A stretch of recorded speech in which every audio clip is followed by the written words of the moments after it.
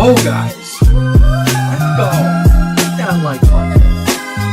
What up, Twitch? What up, YouTube? What up, Facebook? Instagram?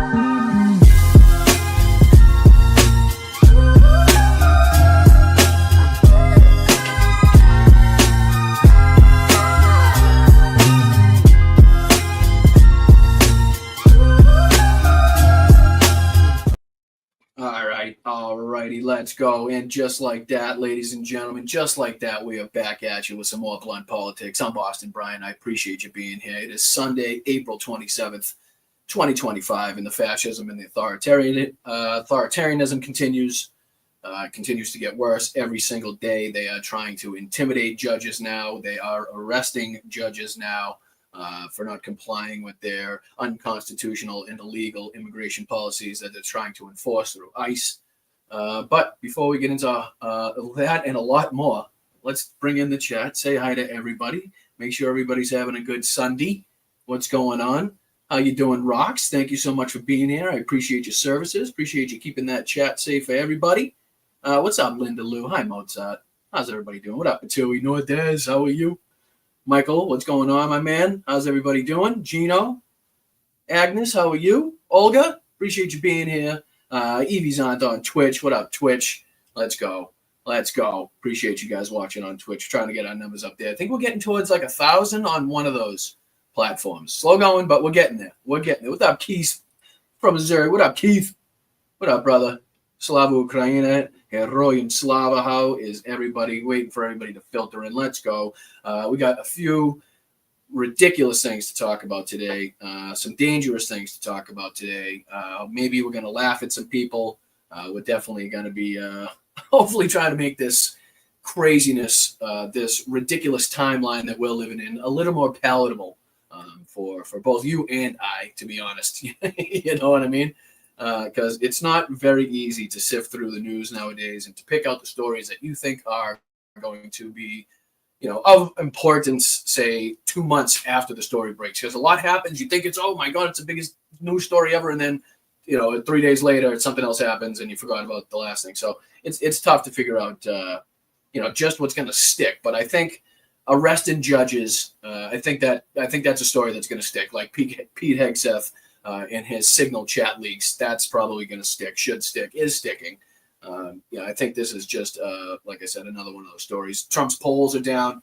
Let me bring up some of the stories that we'll be talking about here in just a second. Like I said, Trump poll numbers are down. We'll be talking about his little meeting that he had with Vladimir Zelensky and his subsequent bitch-ass tweets or Truth Social post, whatever the hell you want to call them. Please, Vladimir, stop. Please stop, Vladimir. Hold on. I got something for that. Please, Vladimir, please stop. Please don't do that anymore. I know you've been manipulating me this whole time and you continue to bomb civilian areas and I keep kissing your ass and saying that you want peace. But please, Vladimir, please stop. Please don't do that anymore. That's not nice. Sorry, gotta get, I had to get back out of it. But yeah, I mean, it's ridiculous to think that for some reason now Donald Trump has just had this like epiphany, and he's like, "Oh, I'm being manipulated this whole time." Wow, you know what I mean? I think this was again Volodymyr Zelensky and his sit down, being like, "Dude, you're being embarrassed, right?" I think that's the way to get to Donald Trump. You know what I mean? Is to tell him that he's being embarrassed on the world stage. Because if it's one thing Trump doesn't like, it's to be embarrassed or upstaged. You know what I mean? He doesn't like when somebody gets the upper hand on him. So I think Volodymyr must have gone in there with the correct tactics. And again, we don't have audio or anything of what was said. But you know, you got to think that from the subsequent Truth Social posts of Donald Trump, which we'll take a look at. Something was said in that meeting that, you know, made Trump think that, okay, I'm looking like a fucking idiot right now. I am a loser in this situation, and you know, that's the strongest thing he could put out. We'll take a look at it. It's ridiculous. But we'll also be looking at Glenn Becks sat down with Donald Trump. We're going to be seeing, unfortunately, a lot of Glenn Beck today. He also had something to say on the arrest of the Wisconsin judge. Larry David had a great opinion piece in the New York Times about Bill Mahers' dinner with Donald Trump. Larry David compared it to, you know, his fictional dinner with Adolf Hitler, which I thought was beautiful.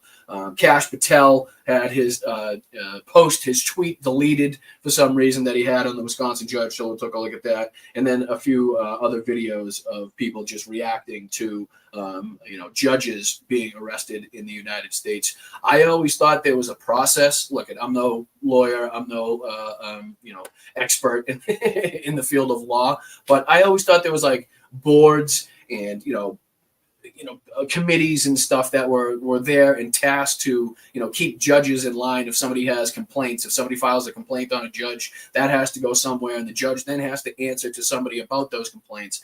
I don't think it's legal to go just arrest. I mean, like I said, I'm no lawyer, I'm no law expert, but I wouldn't think it to be legal to just go arrest a judge like that because you suspect she impeded the ICE agents from catching a guy that they ended up catching anyway because she was shown to the wrong door or whatever. We'll look at the story. It's ridiculous.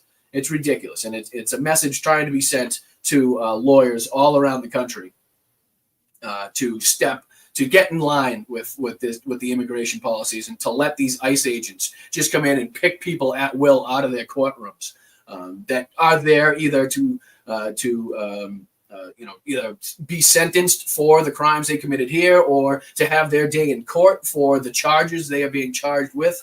In the Wisconsin case, it was the gentleman was in court because he got in a fight because he was apparently playing music too loud.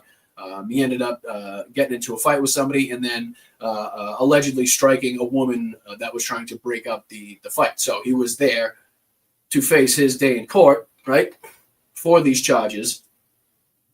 I believe in a recent article, it has been put out that the judge said that they didn't have either the correct warrant or any warrant. I've also seen conflicting reports that they showed warrants multiple times. It's kind of here. We'll look at it and we'll see if we can get any more information on that.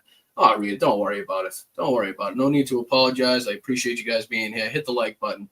Share the show out. Again, I'm Boss Brian. This is Blunt Politics. First thing we'll get into, let's get into Donald Trump's crashing poll numbers, right? Crashing poll numbers, even worse than his first term. Let's see if I can do this correctly. Let's screw everything up. I believe it is this one, that one, and then we do at the stage.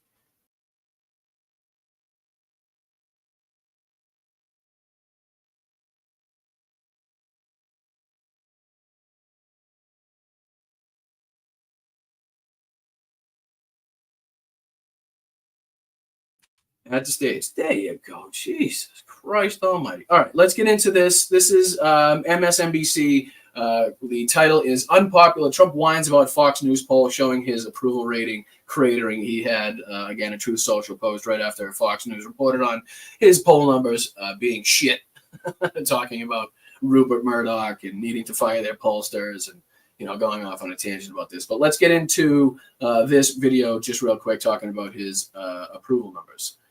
Unmute. Play. Really important research on subjects like breast cancer and heart disease and osteoporosis. By the government's own estimate, it has saved countless lives and billions of dollars in medical costs. But Trump and Elon Musk tried to end it. And last night, we put a spotlight on that, and we asked, who exactly voted for this? Well, it turns out no one did. After spotlighting that story, lo and behold, get this. Administration reversed course, announcing today they're going to keep funding the study. Federal officials saying, don't worry, don't worry about that. Now, if only the same could be said for many of the other countless destructive budget cuts, like just for instance, eliminating inexplicably funding for National History Day, a competition where middle and high school kids share their love of history.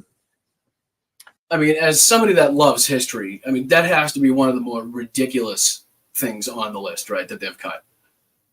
For what reason? I mean, it's pretty obvious that they don't want Americans to learn about the history of this country, in the disgraceful periods that we've had and that we have to recognize, right?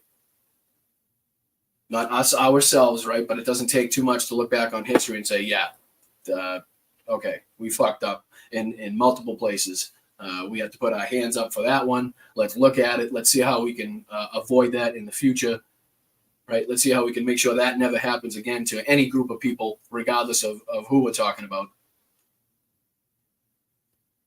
But because you want nobody to learn anything about that history, so you can have some accountability, right? Just a minuscule amount of accountability and recognition. You'd rather cut the competition between high school kids that focuses on history. Things which I would guess to say that not a lot of kids are getting into nowadays, right? So to have that opportunity, to have that available for kids that do want to get into something like that is a great opportunity. And again, just goes along with the Jackie Robinson cuts, the Tuskegee Airmen cuts. Some of them have been put back. Some of them haven't been put back on websites. Right. Who needs history, right? Who needs history? Who said that? Winston. Right. Who needs history is basically the Republicans' theme. We'll create our own history. We'll fake it. We'll tell you what we think happened. We'll tell you what we want to believe happened. But don't actually look at the facts. Don't actually look at the actual history and what actually took place, because that's scary. And then we'd have to acknowledge the sins of the past. But fundamentally, what they're banking on is that they're doing so much in so many different parts of the government that are so destructive. No one could just pay attention to all this stuff, right? It's going to go past most voters, because what they are actually doing is really unpopular. Now, the key here is that Donald Trump wants you to believe desperately that he is popular. It's all part of the con. Just because he managed to win a plurality of voters, which he did, with very poor approval ratings and 4 criminal cases tailing him, including a conviction in state court. And he did manage to win the popular vote, unlike in 2016. It's the first time in 3 tries. But all of a sudden, after that victory, the conventional wisdom quickly congealed that America was Trump country, that he was a political colossus. Remember, the whole landslide, big landslide. Oh, he's got this mandate from a landslide, the whole country, swing states and everything. The whole damn country, even the fish voted for him. The dead whales on the beach voted for Donald Trump. The windmills voted for Donald Trump, right? That's what they want you to believe. What's the truth? The guy won by about 1.5 points. Hardly. Does that sound like a landslide to you? Does that sound like an overwhelming mandate from the entire country that no matter what this gentleman does, sorry, I just threw up in my mouth. I said gentleman. I don't know how I let that slip. I don't know where that came from. I do apologize. I'm sorry. My apologies. This asshole, right? That's what they want you to believe, that this asshole has this overwhelming mandate, no matter what he does, no matter what policy he puts in place, no matter how unconstitutional, no matter how illegal, that's what the country voted for. Like, we should step back, the court should step back, the Congress should step back, the media should step back, the public should step back, and just let them do their thing because that's what you voted for, right? No, this is what actually happened. A landslide. He was inaugurated with basically the highest approval rating that he has ever had, which also happened. Wait a minute, Slacks. That's illegal. That's illegal. Take it back. Take it back. I don't. That's too. How do you retract $2? Penalty. Flag in the play. Out of bounds. Strikeout. You're out. You can't put that on here. We can't put that. You can't. You can't. For a reason, you can't put that on here. But I'll give you one. Nice Slacks. I appreciate you, dude. But Yankees suck. To be the second lowest approval rating ever for a new president, topped only by himself the first time around. He has never been very popular. He has never been very popular. That's the facts. That is just the facts of the matter. That's what the numbers say, right? He has never been very popular. Whether it's just with New Yorkers, right? That he was around when he was young and growing up, and people knew he was a fraud and a con artist, Don the Con, right? People knew he was a shyster. People knew he was a fucking schmuck. His entire life. He's faked it. He's fucking faked it. And somehow he's fucking developed this system, developed this fucking attitude, developed by Roy Cohn, that allows him to just somehow steamroll with his money that the little money that he does have, right? And now he's got a fucking supposedly a shitload because of his fucking crypto shit. But he's up until this time he has faked it. He has fucking completely everything's fucking gold plated and this and that to make it look like he's fucking the richest man on the planet. Meanwhile, he's bankrupted more companies. He's bankrupted casinos. He's taking loans from Deutsche Bank. He's fucking fucking reneging on the loans from Deutsche Bank and then suing Deutsche Bank. What is wrong with my mic? I don't know. Does it not sound all right? Anybody? Does it not sound all right? How does it sound to everybody else? I'm sorry. Anybody? Let me know. Anybody? Let me know. Bueller? It sounds like you're in a bathroom. Sounds fine. It sounds tinny. Okay, good. Good. All right. Things are going well. Microphone. Let's see here.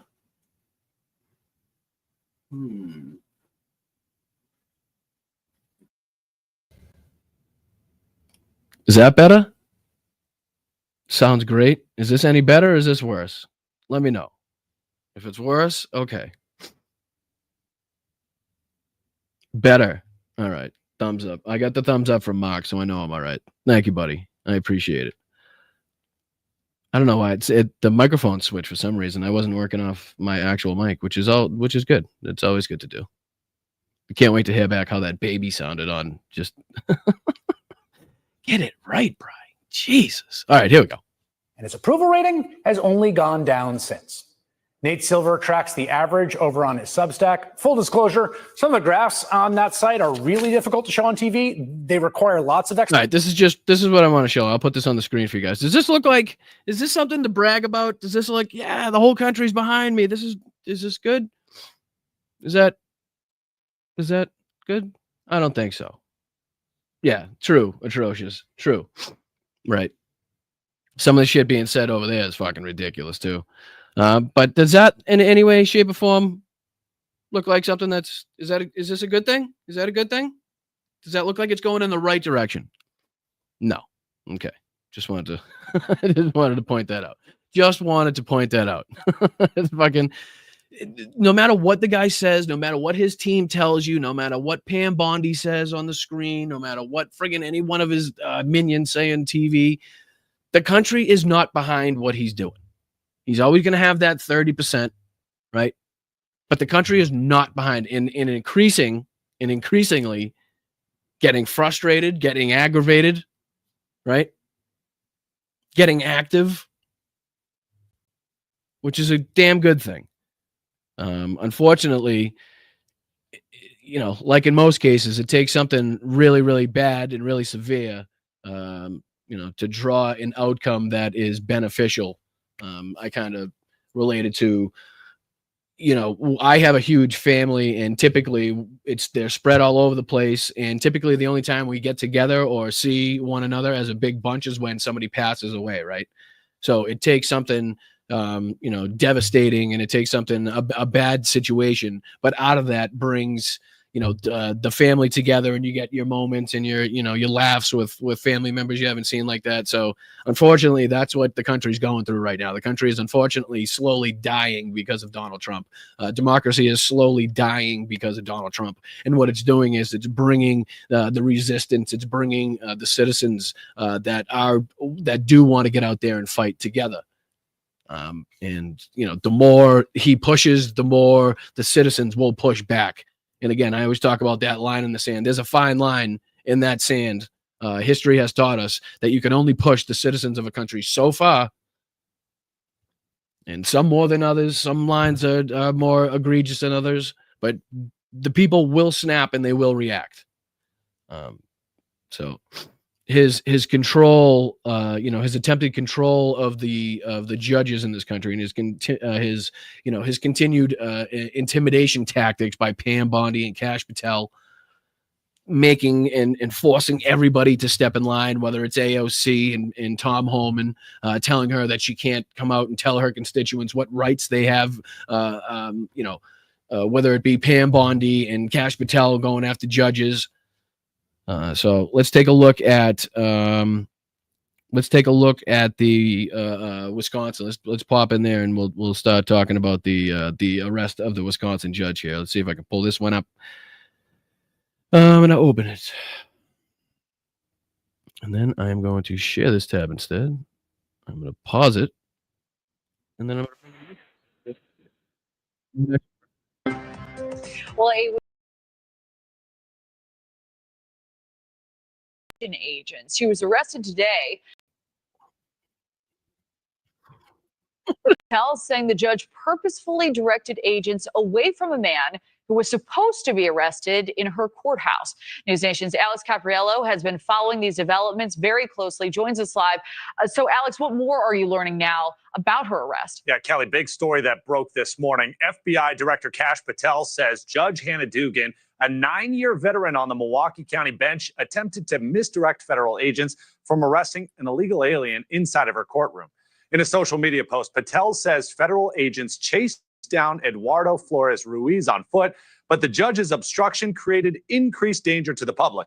The Milwaukee Journal-Sentinel reports. This is the tweet that this asshole deleted, by the way, and I'll actually read it out. Just now, the FBI arrested Judge Hannah Dugan out of Milwaukee, Wisconsin, on charges of obstruction after evidence of Judge Dugan obstructing an immigration arrest operation last week. We believe Judge Dugan intentionally misdirected federal agents away from the subject to be arrested in a courthouse, Eduardo Flores Ruiz, allowing the subject, an illegal alien, to evade arrest. Thankfully, our agents chased down the perp on foot, and he's been in custody since. But the judge's obstruction created increased danger to the public. We will have more to share soon. Excellent work at Milwaukee. I think it's FBI Milwaukee. Excuse me. Let me make this bigger so you guys can see it. Dugan allowed Flores Ruiz to leave through a back hallway while immigration officials were conducting business elsewhere. Dugan appeared before a federal judge this morning before being released from custody. Her attorney saying she wholeheartedly regrets and protests her arrest. Wisconsin Democratic Senator Tammy Baldwin has also now weighed in, writing, "The president's administration arresting a sitting judge is a gravely serious and drastic move, and it threatens to breach the United States." We love Tammy. We love Tammy Baldwin. Fucking A right, Tammy. It fucking A right. And, maybe there are some legal experts in the chat, or somebody that may, know a ton about law. Are there processes to go through to put in a complaint if you were the FBI or Pam Bondi about a judge doing something like this? Or is it just, can you go just pick them up at random in the courthouse parking lot? Maybe somebody in the chat knows. If you do, let me know. United States systems of checks and balances. But also, new U.S. Attorney General Pam Bondi made her position clear in her own post, writing, "No one is above the law."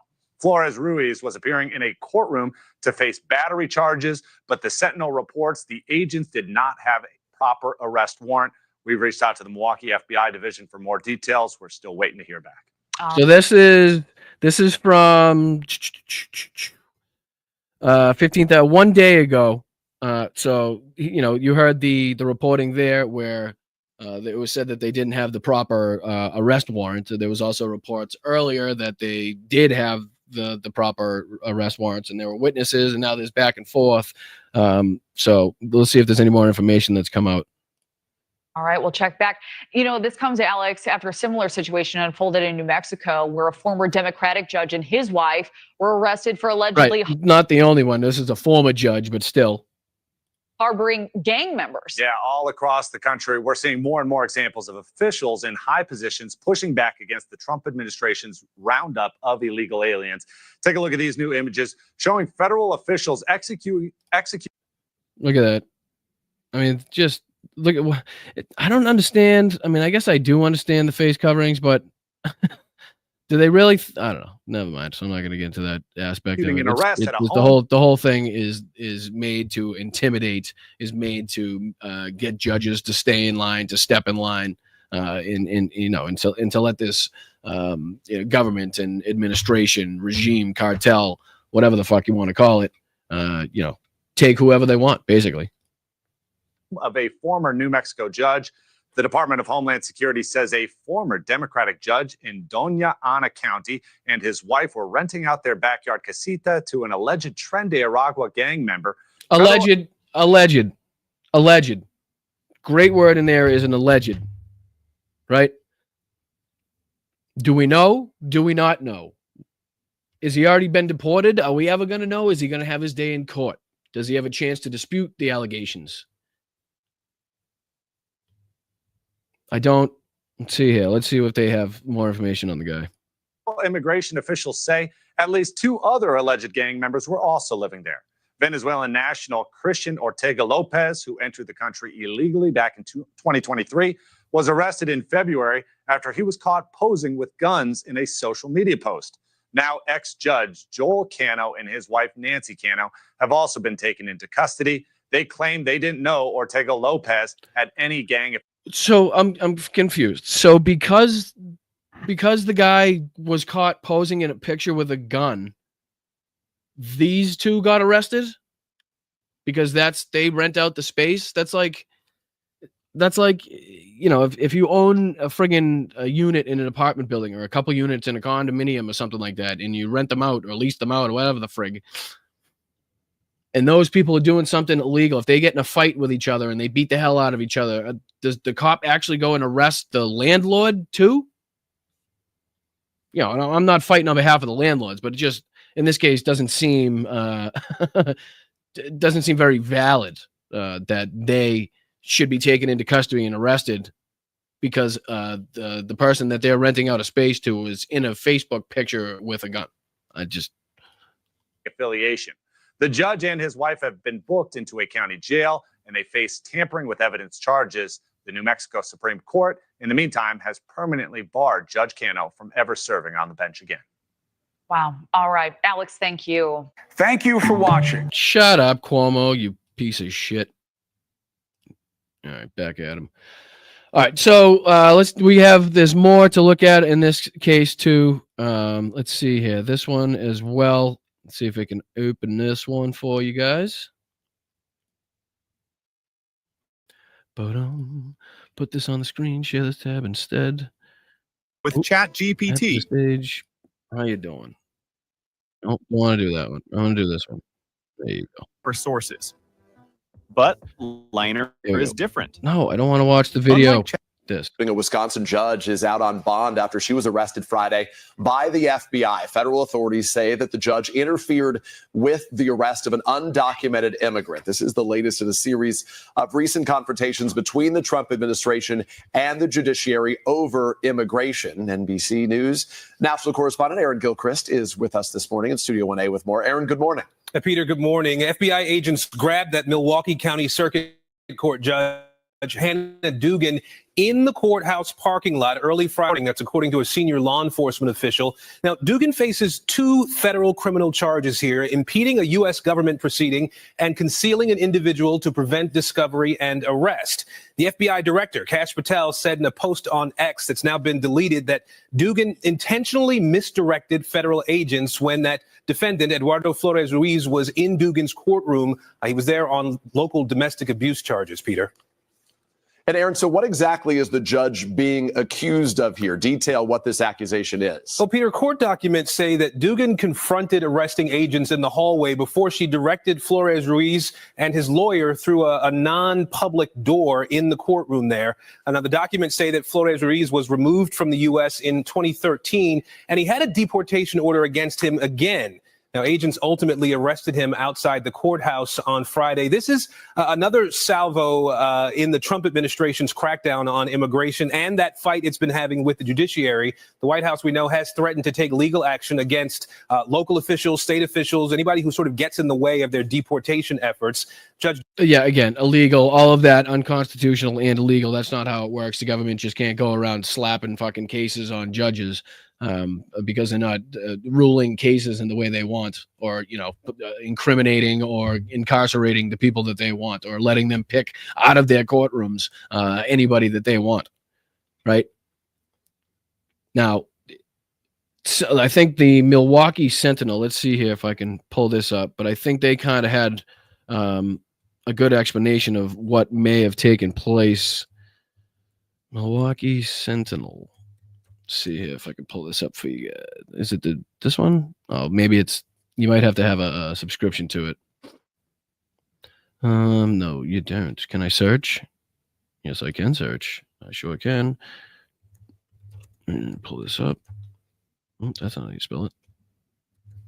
Because I think they had a report, I believe, from a witness that was there that kind of explained the situation a little better. Like, you know, you can't arrest somebody unless they're in a public area. She didn't believe they had either the correct warrant or any warrant at all, as far as she was concerned. So, and she was also trying to do her job as a judge to hold this guy accountable for the alleged charges he was there to serve for.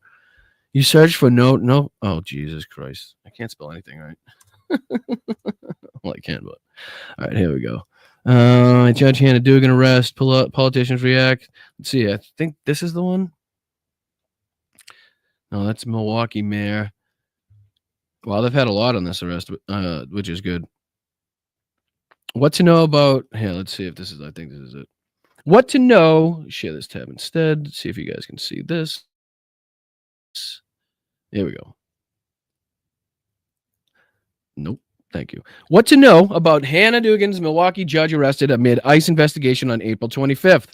Let's see. Milwaukee Circuit Judge Hannah C. Dugan was arrested by federal authorities April 25th and charged with 2 felonies amid an investigation into whether she tried to help an undocumented immigrant avoid arrest after he appeared in her courtroom. The Milwaukee native has been a part of Wisconsin's legal landscape for nearly 3 decades and molded a career that was focused mainly on civil law and civic leadership. Dugan is now in her 9th year as a Milwaukee County Circuit Court judge. Here's what to know about her arrest.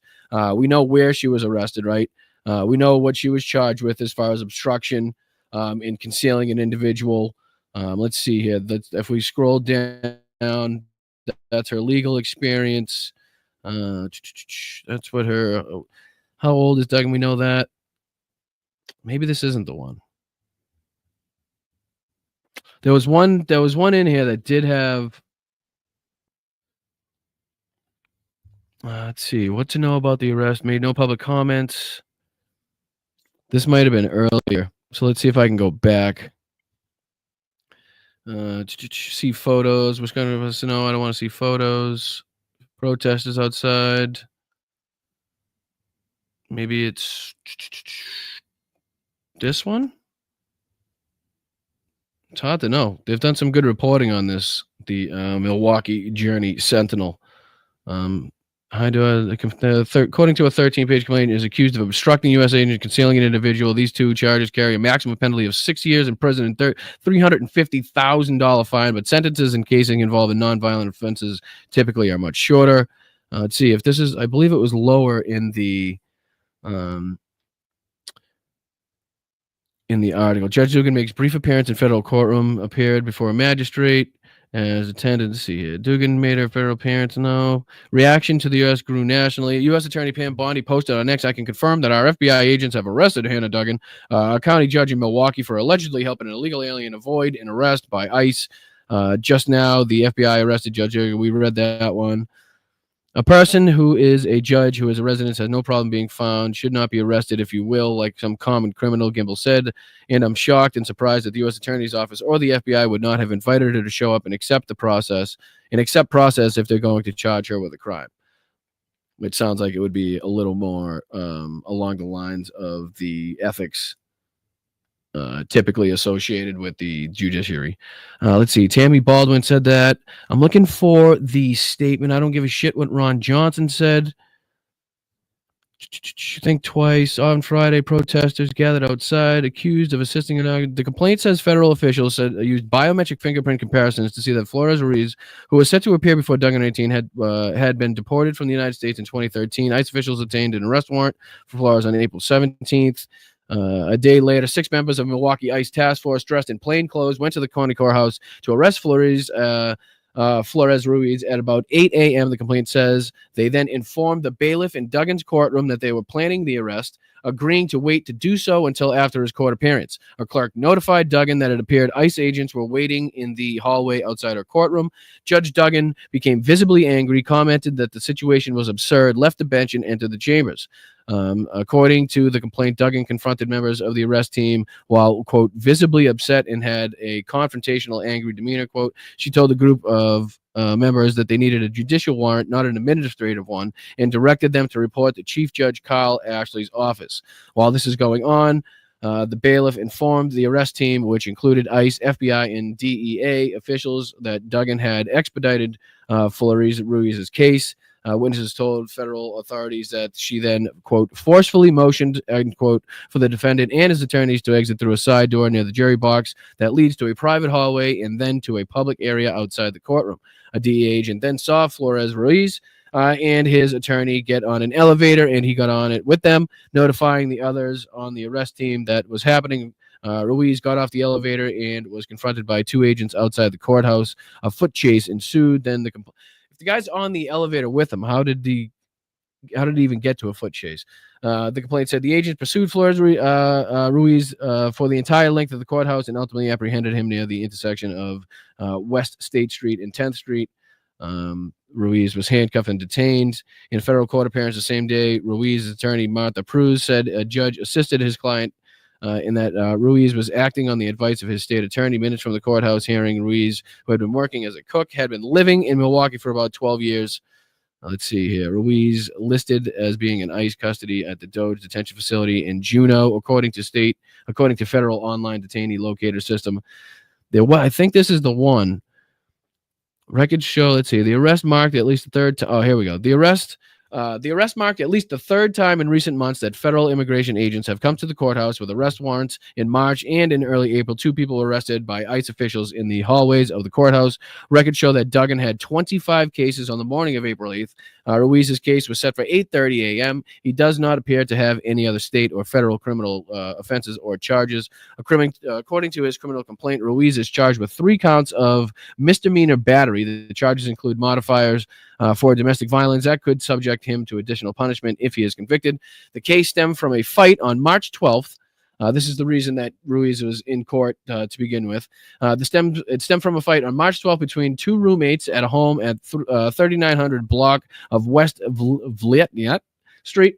No one answered the door when the Journal Sentinel visited his residence April 23rd. The criminal complaint said the fight occurred. Ruiz accused of playing music too loudly in the home. The complaint alleges Ruiz punched another person 30 times, then struck a woman who tried to break up the melee. Each of the 3 Class A misdemeanors has a maximum penalty and fine of months in jail and $10,000 fine.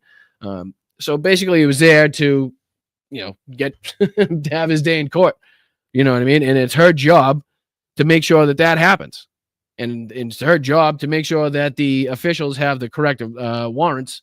And it sounds like she got fed up. Sounds like she got sick of these people just coming and picking people off randomly before they have their day in court, ultimately to be shipped to El Salvador without due process.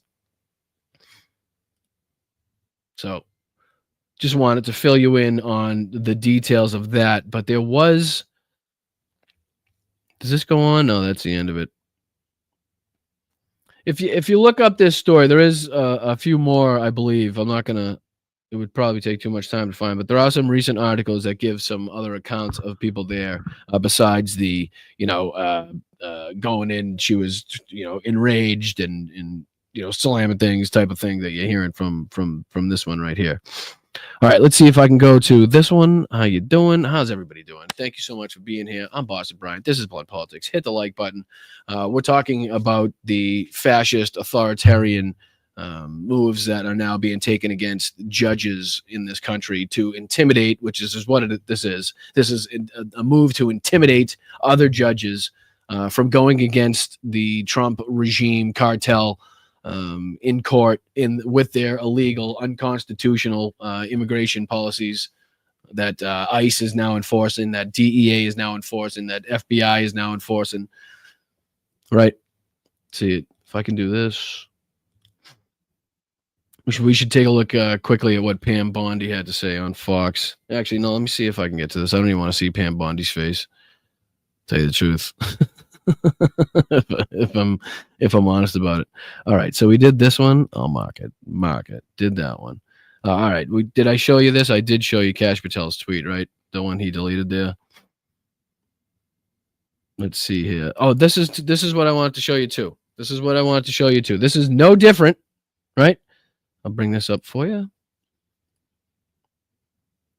This is what's going on now, in just to a different degree with different measures. Okay, let me see if I can pop this on the screen for you without actually going away. Right? I don't know how many people know, but this is the Holocaust Encyclopedia, which I myself visit regularly because it has great information, great facts, great details about the horrific times the Nazis were in charge, the unthinkable genocide that they fucking placed upon literally the entire fucking continent of Europe, the entire European fucking aspect. But this is what I wanted to show you. The first letter to all judges. I don't know if anybody knows Roland Freisler. If you've heard about him, he was the Nazi judge that you see in the videos of anybody being, there's videos of the people being brought to court after the assassination attempt by von Stauffenberg, right? So you can see that judge that you're looking at there, the one that's always screaming and yelling and waving his hand, that's Roland Freisler.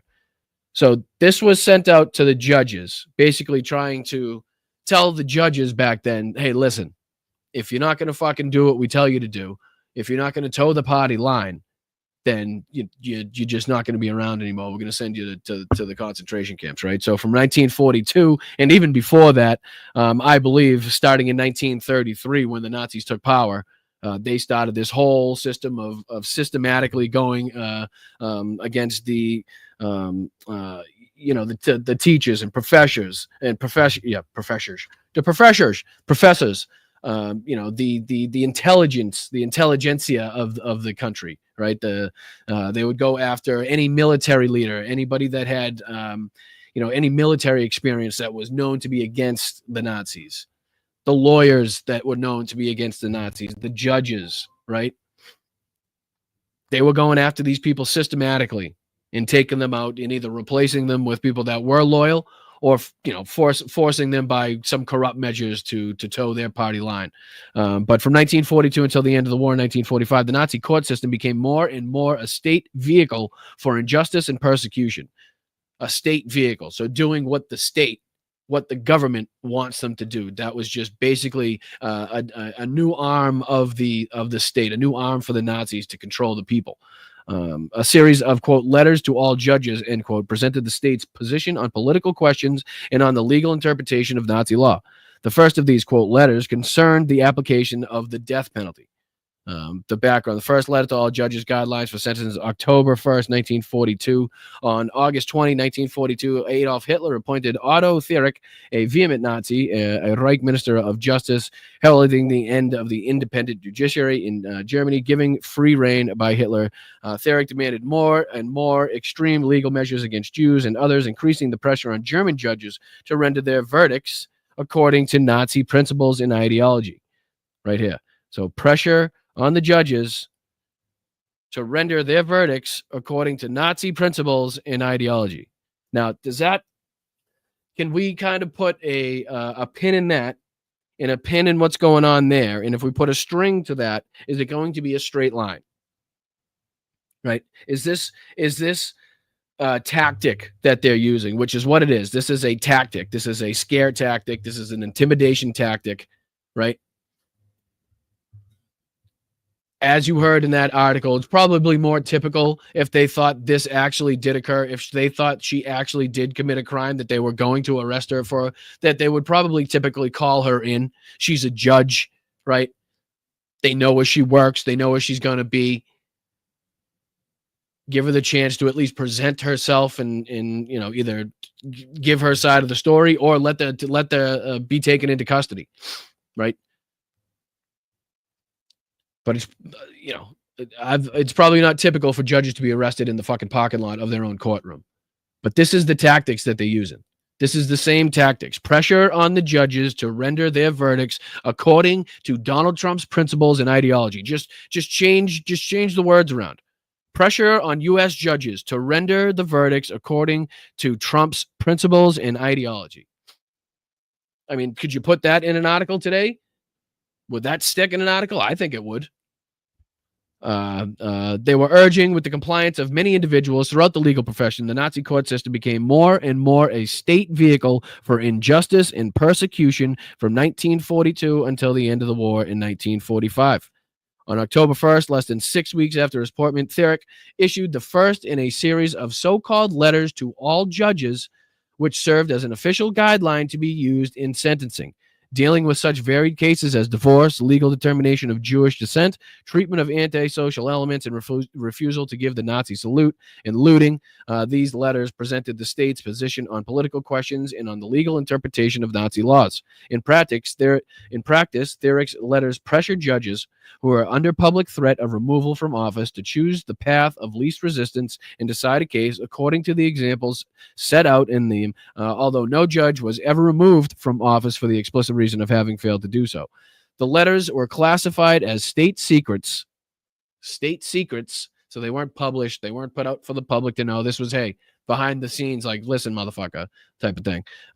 They were, because of the Secret Service, the Sicherheitsdienst, or SD, of the SS was convinced that the public would protest the intensification of state control over the judicial system. Let me read that again. The SS, basically the SD, which is the security arm of the SS, the Sicherheitsdienst of the SS, was convinced that the public would protest the intensification of state control over the judicial system.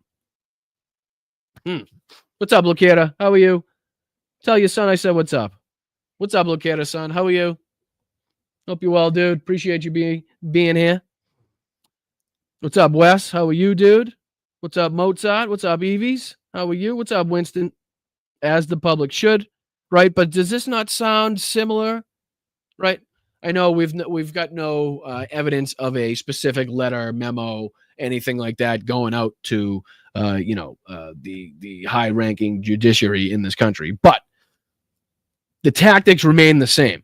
If they can arrest somebody in public, if they can make a big spectacle of it and all put out their fucking little tweets like Pam Bondi and Kash Patel, right? It sends a message. If you get everybody talking about it, you're going to inevitably scare a judge from either making sure that the ICE agents have the correct warrant, right? You're probably not going to step in front of them next time, regardless of what they have. They may not have the proper identification, the proper warrants. But what judge now is going to say, hey, wait, so they can get thrown in jail, so they can be put on camera, so they can be fucking blasted throughout the news, right? That's the tactic. That is the tactic, is to scare the judges, right? Is to scare the people into being like, oh, okay, I'm not going to speak up. If I speak up, something is going on. So I'll be sent to El Salvador. El Salvador is Donald Trump's fucking concentration camps, right? That's how he's using those fucking things. That's how he wanted to use Guantanamo, but the fucking people wouldn't stand for it, right?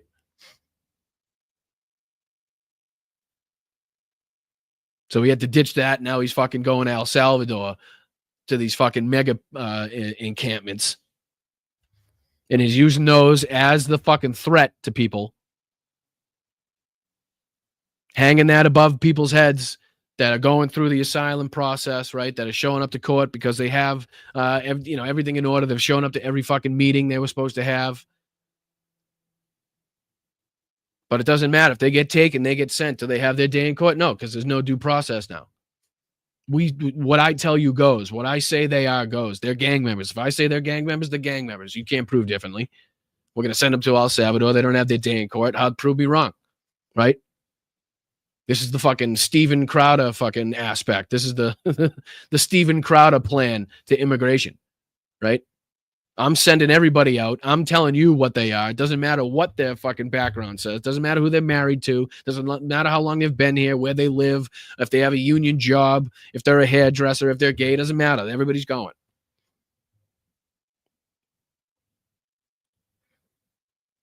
But I found this to be, again, it's crazy to me that how many things go on right now in the current times where I can be like, wow, that actually kind of, a similar situation to that actually happened in 1942 that I learned about, right? The Nazis actually used that tactic, right? But it's 2025, baby. I know it ain't the same. I understand. Believe me. But it doesn't have to be. When Stephen Miller's looking back, I guarantee you Stephen Miller knows about this. I guarantee you Stephen Miller looked at this in the way that the Nazis controlled the state, controlled the people, and controlled the companies, and controlled the fucking judiciary. And he's like, wow, that's that's the way we should do it. That's how. Now he's taken that idea, he's taken that tactic, and he's molding it to today's society. And saying, okay, this is how we should implement this. This is how it worked back then. Obviously, we can't do the same exact thing, but this is how we can change it to what we believe. This is how we can do it now. It's no fucking different. These are the tactics. When you talk about the propaganda, when you talk about the tactics, these are the tactics. This is the playbook right here. This is the fucking playbook that they're going off of. This is what Stephen Miller is reading. Remember the reports that Donald Trump had Hitler's speeches, a book of Hitler's speeches on his bedside table, per his early wife. You think for a second Stephen Miller doesn't know about this? I'm sorry, I got a fucking couple bridges to sell you.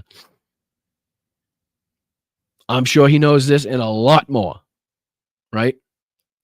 Those in the administration of justice must recognize that it is their job to destroy traitors and saboteurs on the home front. The home front is responsible for maintaining peace, quiet, and order as support for the war front. The heavy responsibility falls especially to German judges. Every punishment is fundamentally more important in war than in peace. I'm sorry. Does anybody recall the current government telling you that we're at war? Does anybody recall the government telling you that we're being invaded, that this is a strategic invasion by Tren de Aragua or by just illegal immigrants in general? Right? Haven't they been telling you that this is an invasion? So they're trying to convey a war-like situation, right? Where they should have warlike powers. Thank you, Damon Dog. Appreciate you, buddy. Appreciate you, dude. Thank you for the gifted. And thank you to everybody that's gifted or donated. Super chat. I know I suck at saying it, but there's Venmo up here somewhere. You can become a member down below. That would really help. It helps the channel a lot. Just liking, sharing, and subscribing. Throwing something in the chat. All the free stuff works very well. Twitch. If you got Amazon Prime, you can get a subscription. It doesn't cost you anything. Let's get our numbers up on Facebook. I appreciate you guys watching. Thank you very much. But yeah, thank you, Dame Dog. But this is right here. what they're trying to convey. They want to convey to you that there is some sort of war going on between the United States and Tren de Aragua, or illegal immigrants on the whole, right? So they're trying to get this war power. They want this power that they have in war to do whatever the hell they want. And they're now using that to tell the judges, or to show the judges, that this is how you're going to act, okay? This is how you're going to rule. You're going to let us come into your courtroom, and we're going to pick people at will, regardless of what the law says, regardless of what crimes they're there for, to answer for, regardless of what fucking, victims there may be in the crimes that these people are there to face sentencing for. Why don't those victims get their day? You know what I mean? There's so many different aspects to this. But I believe that this is the playbook right here. This is Stephen Miller's playbook. This is what he wants. This is what he's trying to do. He wants to destroy traitors and saboteurs on the home front. This sounds like something Stephen Miller would say, right? Can you close your eyes, picture Stephen Miller's bald, ball bag looking face saying this? The heavy responsibility falls on the United States judges. Every punishment is fundamentally more important in war than in peace, when at war with Tren de Aragua. So I just thought that to be something that everybody should recognize what is going on. It is fascism molded to 2025 society. It is authoritarianism as far as you could possibly go in 2025. The same thing that Benjamin Netanyahu is doing. It is genocide molded to the society of 2025, going as far as you believe society will allow you to go. They may not have succeeded in genociding everybody, but that's only because they knew they could only go so fucking far before the people snapped. As far as that line has gone with Benjamin Netanyahu, and as fucking drastic and as fucking gross and as illegal as what he has done, it is.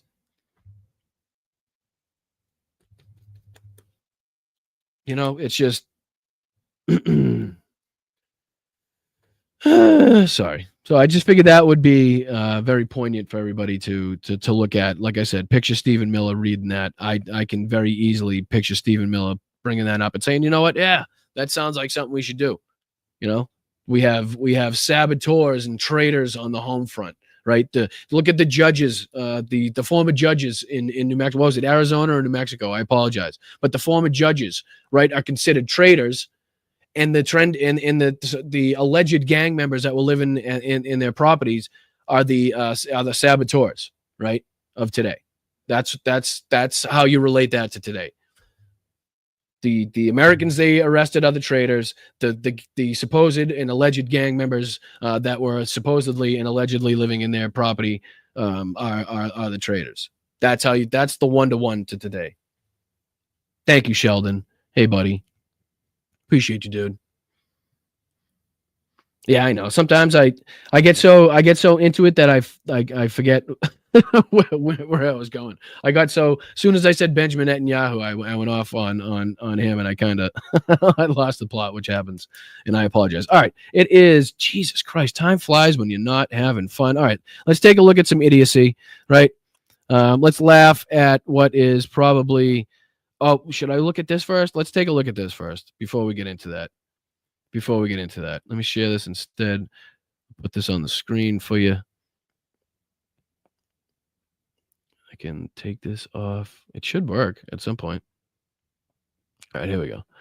I just wanted to show you this because it ties in a little bit with what I was saying about look if and just listen. This is fifth place Riley Gaines, who came in fifth place at the swim meet, but was really mad that a trans individual beat her ass in the race, but now has relayed and parlayed that fifth place loss into being sitting on the Fox News couch and now being a contributor to Fox News and making a shitload of money. And what is even more hypocritical is her coming out against Stacey Abrams and saying that Stacey Abrams has profited from a situation, right? Which is hello, exactly what Riley Gaines has done. So let's just get into it. It's a short clip. It's only a minute long. So bear with this stupidity. Again, the dumbest contributor to Fox News has something to say about the Irish band's projects F Israel during Coachella. Green Day, if Kneecap, which is a band I've never even heard of, if they want to be for the Palestinian people, then they shouldn't be anti-Israel. They should be anti-Hamas. And to see on stage... No, I'm sorry. Again, I'm sure you guys fundamentally know how fundamentally stupid what she's saying is. But as far as time wise and getting into it, it's pretty stupid to think that there's nobody out there that is going to be outraged at what Israel has done. To be like, what is going on? People are actually upset that Israel has killed somewhere between 50 and 150, possibly more thousand people, and has displaced millions. Right? Has fucking turned cities and towns and villages into rubble. Is actively attempting to ethnically cleanse an area to put in a fucking casino built by, to slap a Donald Trump casino in there.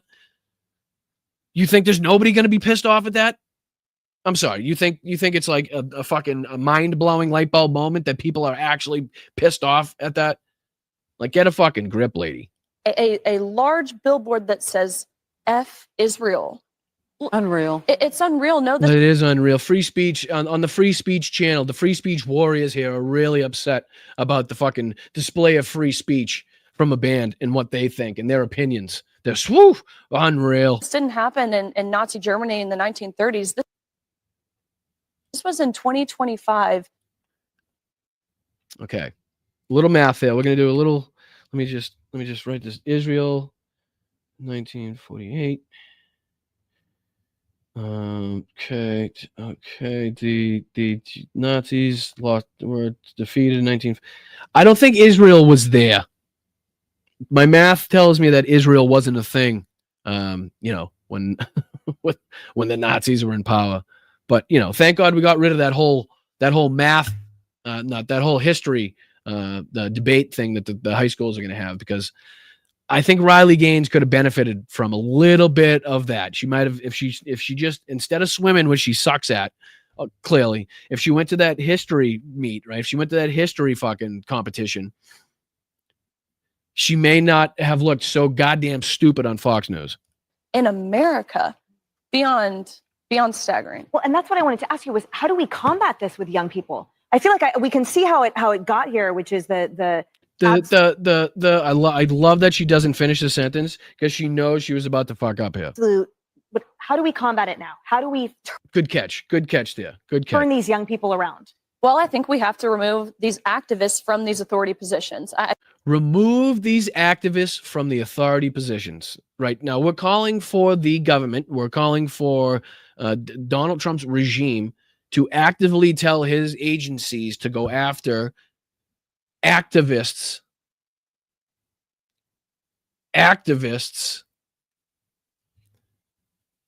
arguing against what this fucking cartel is doing. I think that's the best word for it. Israel is committing genocide against the Palestinian people. I mean, I have no notes on that one, dear. We've seen these rogue activist judges. Of course, that's been pretty heavily reported on. People are beginning. Rogue activist judges. Now, this is the new term that the right's throwing around. Activist judges, right?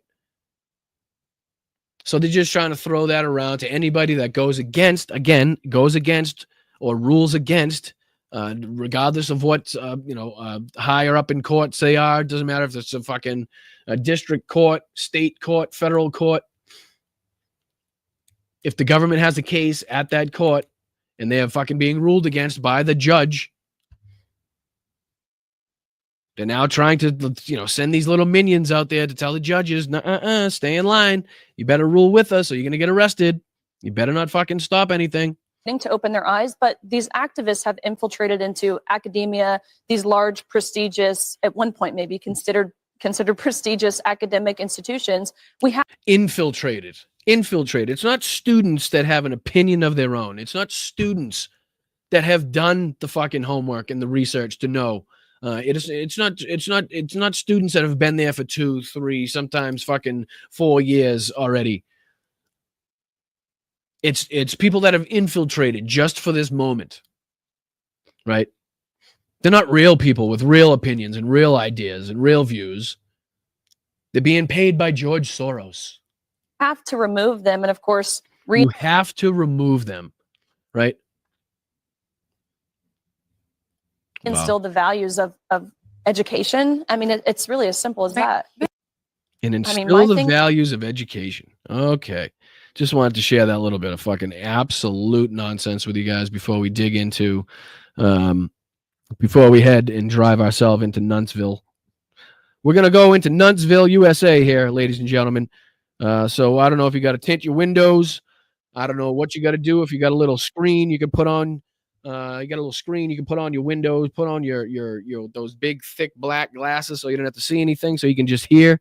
But we're heading into Nuntsville, where the roads suck, and so does the administration. Let's see if we can get into this.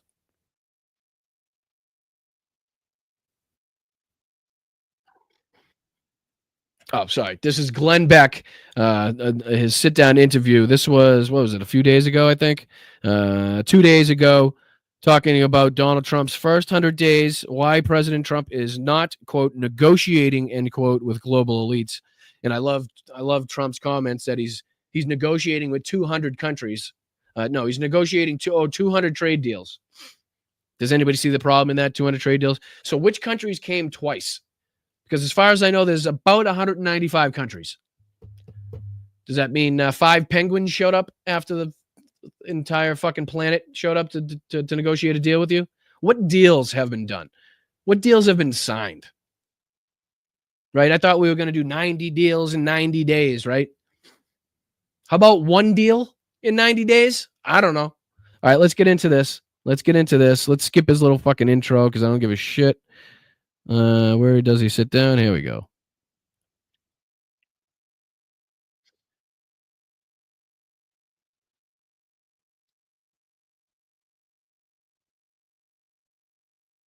We work hard. It's a stack of papers. Please tell me those are his. Oh shit! Sorry, you're not even watching it. Good, you didn't miss much. How was it not there? Good grief! All right. Hopefully, none of these problems will be happening after next week. That's my fault. All right, let's go. Whoa. Okay, let's get into Glenn Beck getting into Donald Trump's anus and taking a big, huge whiff. Here we go. Right, the executive orders last night, Right. and they need sleep. They're working What a overtime. team. What a great team. Yeah. So I remember when I was at Fox, Barack Obama, we didn't call it this, but it was shock and awe. It was, I couldn't keep up with it. It was going too fast. You have put that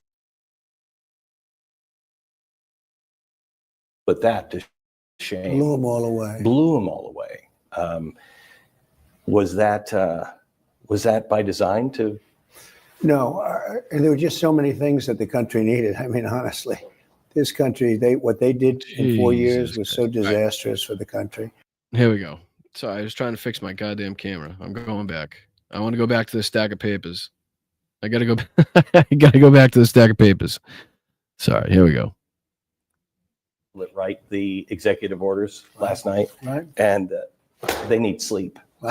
They're working. He pulls out a stack of fucking executive orders that literally he could wipe his ass with. Every single one of those could be fucking toilet paper sitting right next to the other classified material in his bathroom at Mar-a-Lago.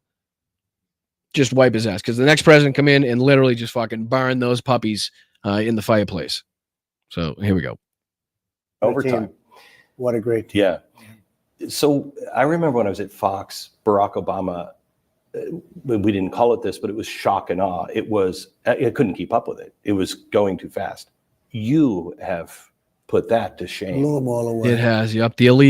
All the illegal shit, all the unconstitutional moves, all the ass kissing to Russia, all the fucking dismissive attitude and fucking, a disdain towards our allies, our trade partners, all the tariffs you're putting on everybody, all the fucking uncertainty you've thrown into the stock market, the crashing of the economy, the raising of the prices there's so much going on, and I would just like to fucking compliment you on you're doing a lot. It's all shitty shit. It's all really terrible, but it's a lot. So you must be doing a lot. Blew them all away. Could have stopped at blew them. I think Glenn just blew them.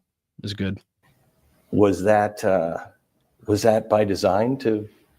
No, there were just so many. No, nothing's by design. We had concepts of a design, but not an actual design. The design comes after our healthcare plan, just after we negotiate 200 trade deals with all 700 countries on the planet.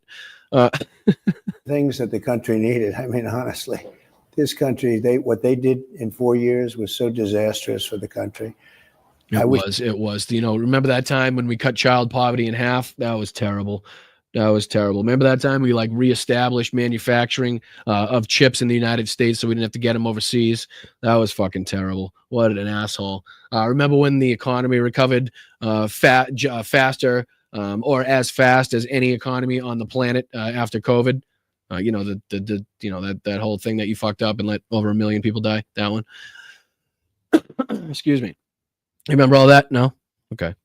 Was that terrible? I think with the American Rescue Plan, Chips and Science Act, the infrastructure bill, remember your infrastructure bill, Trump? Remember yours was fucking fantastic. That was he didn't have one. He didn't have one. Okay, all right. Trump didn't have one apparently. But yeah, a ton of those things. I'm sure the chat throw in all the accomplishments, please, over the last 4 years that we had. I know we had some things to gripe about. We have some absolute fucking, things to work on and things to change. But as far as a party being better, as far as 4 years of administration being better, there's no fucking contest. And I think everybody knows that. Do so much, but they did things that were just go fuck yourself. With energy, they terminated Anwar, which is the biggest find in the world, in the whole world. In the world, biggest find in the whole world that Donald Trump discovered that it really hasn't been explored or researched and found out to be. I think what is that the one that they found out it just wasn't going to be profitable, right? Is that the one? I know there's so much to know in these days, but I think that's the one he's talking about. Like people have actually done the research and the exploration already. So he just wants to fucking suck up oil anywhere he possibly can. He thinks there's literal straws in the ground that just go down to the fucking bins and tubs of oil, and we just fucking pump it out, and it's the United States' oil. Like he does not understand that companies, right, private companies have that oil. It's not the United States' oil. They then sell that oil into the market, and the United States buys that oil. But what are you going to do? Alaska, they terminated it. They did things on the border that are shocking, just absolutely shocking. We have the best border we've ever had now. Best border. It only took the entire fucking military to stand every 2 feet with fucking artillery and assault weapons. That's all it took. Because the wall was great, but we did need the entire fucking military to stand down there and stare at the fucking fence. 1 second, I'm getting a drink. And 3 months ago was the worst border in history, probably for any country, not just here. There was no border. There's never been a border like that where prisons and gangs and drug dealers and murderers are allowed to walk in without being checked or vetted. So it wasn't by design. It was just that they have so many things. I mean, we're doing a lot more. There are a lot more to come. So I want to get into this a little later, but this seems appropriate to bring it up here. Where the hell is Congress? Where are the... Yeah, I mean, I'm sorry. Are you talking about the Congress that you say you have this huge advantage in, right? The one that you won fucking all the swing states and this big fucking, oh man, the whole planet wants to fucking Donald Trump to do whatever he wants. We have this mandate from the planet. It's a planet mandate. Everybody voted for him. Right? It's like, what bills, what laws, what legislation has come out of Congress since you have this huge, overwhelming fucking power? You have the presidency, right? You got the fucking House, you got the fucking Senate, right? Where's all this legislation that you guys are pumping out? No, nothing? Okay. No? All right, good. Okay. Go fuck yourself. Republicans. Yeah. Well, I think they're working hard. I think he thinks they're working hard. He's not sure. You're going to see that if we pass the, as I call it, the big, beautiful bill. Yeah. You know, we're talking. Big, beautiful bill, triple B, big, bigger, better, build back better. So the guy again can't come up with his own taglines. Again, he's trying to copy somebody. The whole build back better. Now he's, oh, Jesus Christ. The man is mush. The man is mush. Talking about one bill. Yes. We were talking, as you remember, it was a debate on should we do one big one or should we do 3 or 4 or 2? And we're doing it in one bill, which I thought was much more beautiful because it's everything. It's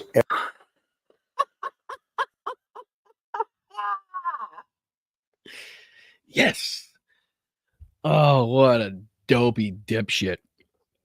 I think it's more beautiful because it's everything. One more time on that one. Hold on, no, one more time. bill, which I thought was much more beautiful because it's everything. It's everything. It's tax cuts. It's regulation cuts. It's things that you wouldn't believe. Yeah, things you wouldn't believe a president would ever try to enact because of how fucking dangerous and harmful it would be to the people of the country and the fucking country itself. Right? The regulations that, keep the fucking poisons out of the water and shit, and make sure these factories can't, treat their workers in a certain way. Just get rid of all those regulations. Many of those regulations. Oh, people are dying? Oh, fuck, that sucks. Okay, anyway, that's what they're trying to do. They want to just slash regulations, slash taxes for the rich. Making sure, or trying to at least have Elon steal as much as he possibly can from the government and the people to make sure that they can pay for these tax cuts. But Elon's failed beyond miserably at that. Beyond miserably at that. Of, big, it's big and we get that done. It's beautiful. Oh, wow. Come on, folks. Of, big, it's big and we get that done. It's beautiful.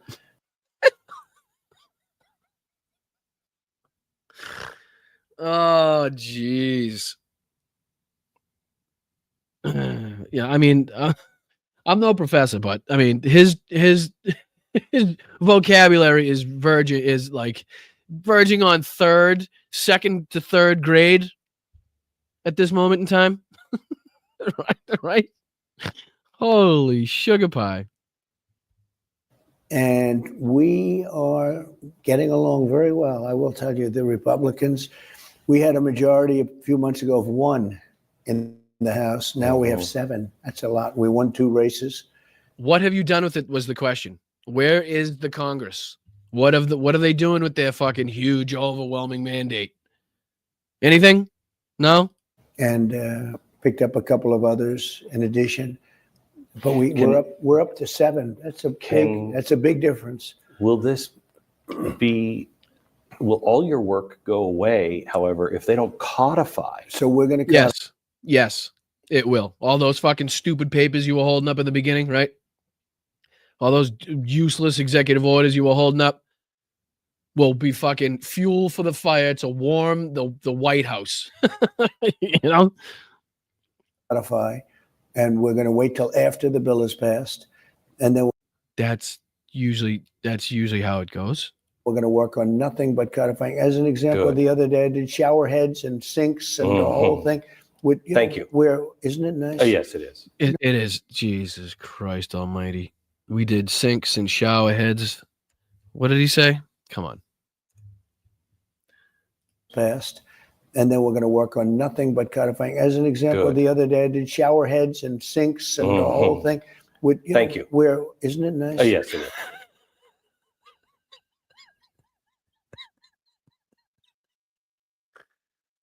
Isn't it nice? Isn't it nice? Shower heads and sinks and faucets. Meanwhile, people are getting deported to fucking concentration camps in El Salvador. Judges are being arrested. Fucking rights are being stripped from people left and right. And they're talking about fucking faucets and shower heads. And I mean, I don't know if that's extra ridiculous because I'm a plumber or not, but that's just, again, it's just insane. These people are insane. That's all. They're insane fucking people that get insane people to follow them somehow. And somehow we need to fix that, because there's a good percentage of the people that are following these assholes that can be flipped. They just happen to be watching and learning and talking to the wrong people. Yes. No, Hopefully we have a couple in here. So if you're a troll, right? If you disagree with what I'm saying, throw it in the chat. Throw your opinions in the chat. Hit the dislike button. Let's go. Let's go. I like conversation. I like debate. I'm in for it. you go into a new building, a hotel, and no water comes out. No water comes out of the sink. All of that's done. Have you who's ever been to a hotel? Who's ever been to a hotel and you turned on the water and the water didn't come out? Anybody?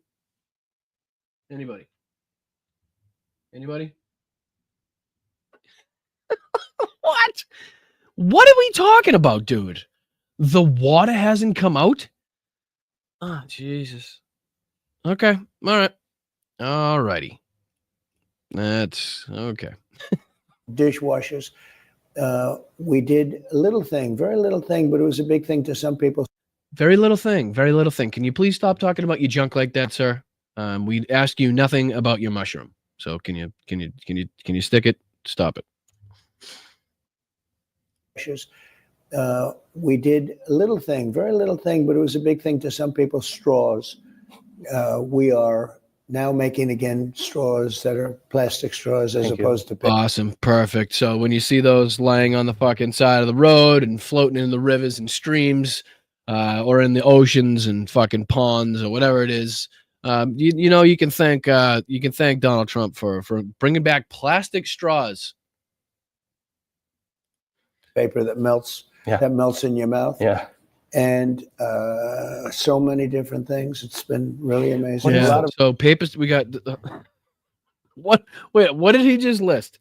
So we got paper straws. What was the other? What was the first thing he said? Paper straws and the toilets and the faucets and the sinks. Toilets, faucets. That's what Donald Trump came up with. That's his big legislation passes so far. Or what he thinks is legislation passes so far. Paper straws, toilets, sinks, and shower heads. Doing good. We're doing good. Clearly, the country's on the right track. of them common sense. What is the one thing that you think is maybe overlooked that you think is the most Epstein files? Probably the Epstein files. I'm Glenn. I'm going to say the Epstein files on this one. It's probably the most overlooked thing right now in Donald Trump's administration. Anybody else disagree? Anybody disagree with that? I'm pretty sure that's that's probably the most overlooked thing. Can you ask him about that? Ask him about the Epstein files, Glenn. Glenn, ask him about the Epstein files. significant thing that you did? Well, I mean, I really think we've done a lot because biggest tax. Right. Almost too much to name. Almost. It's like we had a tremendous 4 years. But I mean, the thing that you think to yourself, why isn't this getting more attention? This is big. Yeah. What is it? Come on, with the smartest. Come on, this guy should know right off the bat. He's the fucking most intelligent man on earth, according to Glenn. The guy that can't be stopped. Ooh, the fucking suave businessman. What is it? Well, come, give me a good answer, sir. What is your answer, sir? Well, good start. Well, if you look at, and this is not the biggest thing, but it's a big thing, men and women's sports. How the Jesus fucking Christ almighty. You know why it's being overlooked? Because it fucking is a minuscule problem on a minuscule scale that the government should have absolutely no involvement in. There are committees, there are leagues, there are presidents, and fucking these that go along with all these sports with college and high school that could determine the exact thing that you're talking about without any government fucking assistance or laws or legislation telling them what to do. And the fact that this is what he thinks is what's being the most overlooked it's amazing that he so far we got paper straws, toilets, faucets, sinks, and shower heads, and men and women's sports. Which, okay, again, like I said, on the right. I can't see why his approval numbers is shit. I don't know. I just maybe these people can be promoting it even now is unbelievable. The men playing in women's sports. When we put a whole thing out on that, and that's no longer a part of our fabric. Hopefully we have a couple of people like Maine, the governor of Maine, who wants to play the game. Yes, who was the badass that said, "I'll see you in court," in that video from, what was that, a couple months ago? And she's going to lose an election if she runs. I don't know if she runs. I couldn't care less, but she was. Sounds like you do, son, because you're bringing it up in an interview with Glenn Beck that is only 40 minutes long. So to make that a part of what you're going to say in this interview, sounds like you care just a little bit. One that wanted to take it on. Even in California, they gave up on that one pretty much. That was something that's amazing. Open borders to me are amazing. We don't have open borders. We have nice closed borders now. We have. Oh, can I get that clip? Can you record audio? I'm not sure how you record audio. I want that clip. I love open borders. California, they gave up on that one pretty much. That was something that's amazing. Open borders to me are amazing. We don't have open borders. Open borders to me are amazing. I want that clip. We have nice closed borders now. We have people can come into our country, but they have to come in legally. But I mean, how amazing is that when you have, because you're asking about things that I see that are amazing. That's amazing that you can have an open border where prisoners from all over. All right. Again, juxtapose this with him telling you that the wall stopped it all. Okay. Just think about when he was like, the wall stopped it all. Now juxtapose that to what he's saying here. The world are allowed to come into our country. 11,888 murderers are allowed into our country. I will bet my fucking left leg on it. The last time he said that number, it was a different number. I will fucking bet my left leg on it. If that number of murderers, we're taking them out as rapidly as we can. And by the way, we're being met with strong resistance from judges. Here we go. Here it is. Not only are the little minions like Riley Gaines out there supporting the fucking removal of judges. Not only is it fucking Kash Patel and Pam Bondi. Not only is it Stephen Miller, right? But you got to make sure the Grand Fuhrer, right? The fucking Fuhrer gets out there and tells the same story, propaganda, making sure that he tells the judges, gets the fucking point across that the judges shouldn't cross him, right? Here we go. That are, I don't know where they come from. I don't know where they come from. Let me go there. You don't? Well, the Wisconsin judge that you arrested was a judge for 9 years there in that fucking district. So I'm gonna assume she was, you should know where she comes from. There's some amazing stats that I looked up. I don't think. Wait a minute, Glenn. No questions about the judges? No questions about going after judges? Here, let's look at Glenn. There he is. He's like, shit, how do I get out of the... How the fuck let me see. How do I change the subject on this one? He's going to ramble on about fucking fascism and authoritarianism and fucking, rounding up judges. How do I get out of this one? Oh, look at him. He's fucking lost in the sauce, baby. Let me go there. There's some amazing stats. Let me go there, basically. Let me take you off that subject. Let me take you somewhere else, please. That I looked up. I don't think most Americans know this. Bill Clinton turned away 12.3 million people. Formally returned home 1 million. He had 12 injunctions on him. George W. Bush, 10.3 million people, 2 million he turned around formally, 6 injunctions. Barack Obama, 5.5 million, 3 million he formally turned around, and he had 12 injunctions. You have 30 last time, 30 last time, 30 this time. Yeah. And you're facing 190. What's his numbers? Glenn, what's the numbers, dude? What? Hold on. He didn't give the numbers for Trump, right? He started at Clinton. Let's see here. 3 million people. Formally returned home 1 million. He had 12 injunctions on him. George W. Bush, 10.3 million people, 2 million he turned around formally, 6 injunctions. Barack Obama, 5.5 million, 3 million he formally turned around, and he had 12 injunctions. You have 30 last time, 30 last time, 30 this time. Yeah. He's talking about just injunctions. So he's given the number just for injunctions. What's the number that you were given for people turned away and deportations? You're not gonna look at this little fucking scribbled notebook too. I don't need Joe. Man, why does Joe Biden need notes? Man, why does he go in there with notes? He's got fucking notes. He must be old and dementia. It must be dementia. Must be dementia. But I use notes myself. Anyway, the fact of the matter is he's obviously not going to tell you what Donald Trump's numbers are because clearly they don't match up to the other presidents, or he would be saying those numbers.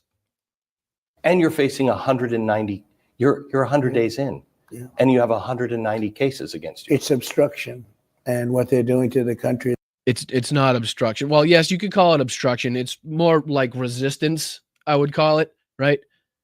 People upholding the law, people upholding, the rules and the way we go about our society and how the judiciary works, right?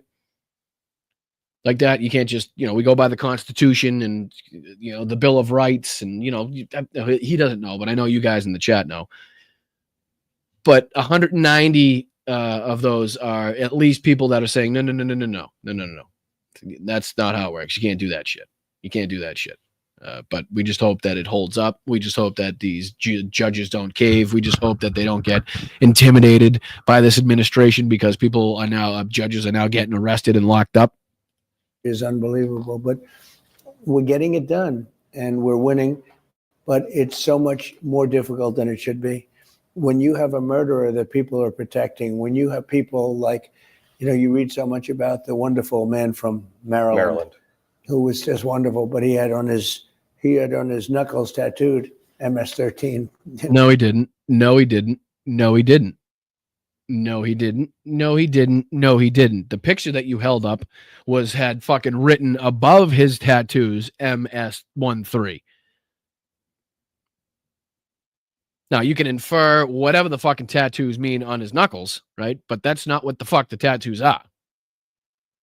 You held up a picture that had somebody written above it what they think the tattoos stood for. We didn't know he was MS-13. And the Democrats are working hard to protect him. And, it's not, I don't want to get into his reputation, but it's not exactly stellar. Yeah. Oh, you don't want to get into reputations, right? Why would Donald Trump not want to get into reputations? Hold on. Let me see if I can. Why would Donald Trump not really want to get into reputations? I'm not quite certain. There's got to be a reason. There's got to be a reason. Let me see if I can. Yeah, there's got to be something. Yeah, here we go. Why would Donald Trump not want to talk about, maybe what's happened in the past or what type of fucking, what people think of you and, what might have happened to who your friends were, right? I don't know. Why would anybody want to think, it's kind of a weird thing, right? Let's see here. There we go. Can you think of maybe why he wouldn't want to talk about somebody's, anybody there? Trump, can we dig in your past? Are you talking about somebody that may have done something wrong in the past? That may have, I don't know, some affiliations that they regret? Is that what you're talking about? I'm sorry. I didn't mean to bring up the past or anything, but I don't know. People have been asking what's going on with the Epstein files. Sorry. And when they do that, that's like, how they protect open borders, as I said, or so many of the other things, transgender for everybody. What does it tell you that the Democrats are trying to protect him? Transgender for everybody. Again, one of the more ridiculous fucking statements he'll ever utter out of his mouth. Transgender for everyone. I'm going to leave it there. But that is, again, just one of the, it's small, it's short, and it's fucking stupid, baby.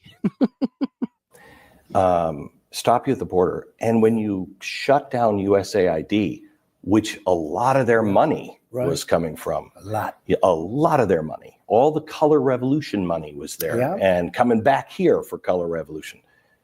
That they immediately respond to that, to Tesla or to Elon. Yes. And the worst of the worst What does that tell you about them? Well, they don't want to do anything. What the fuck? I don't even understand. Is that a question? What's the question?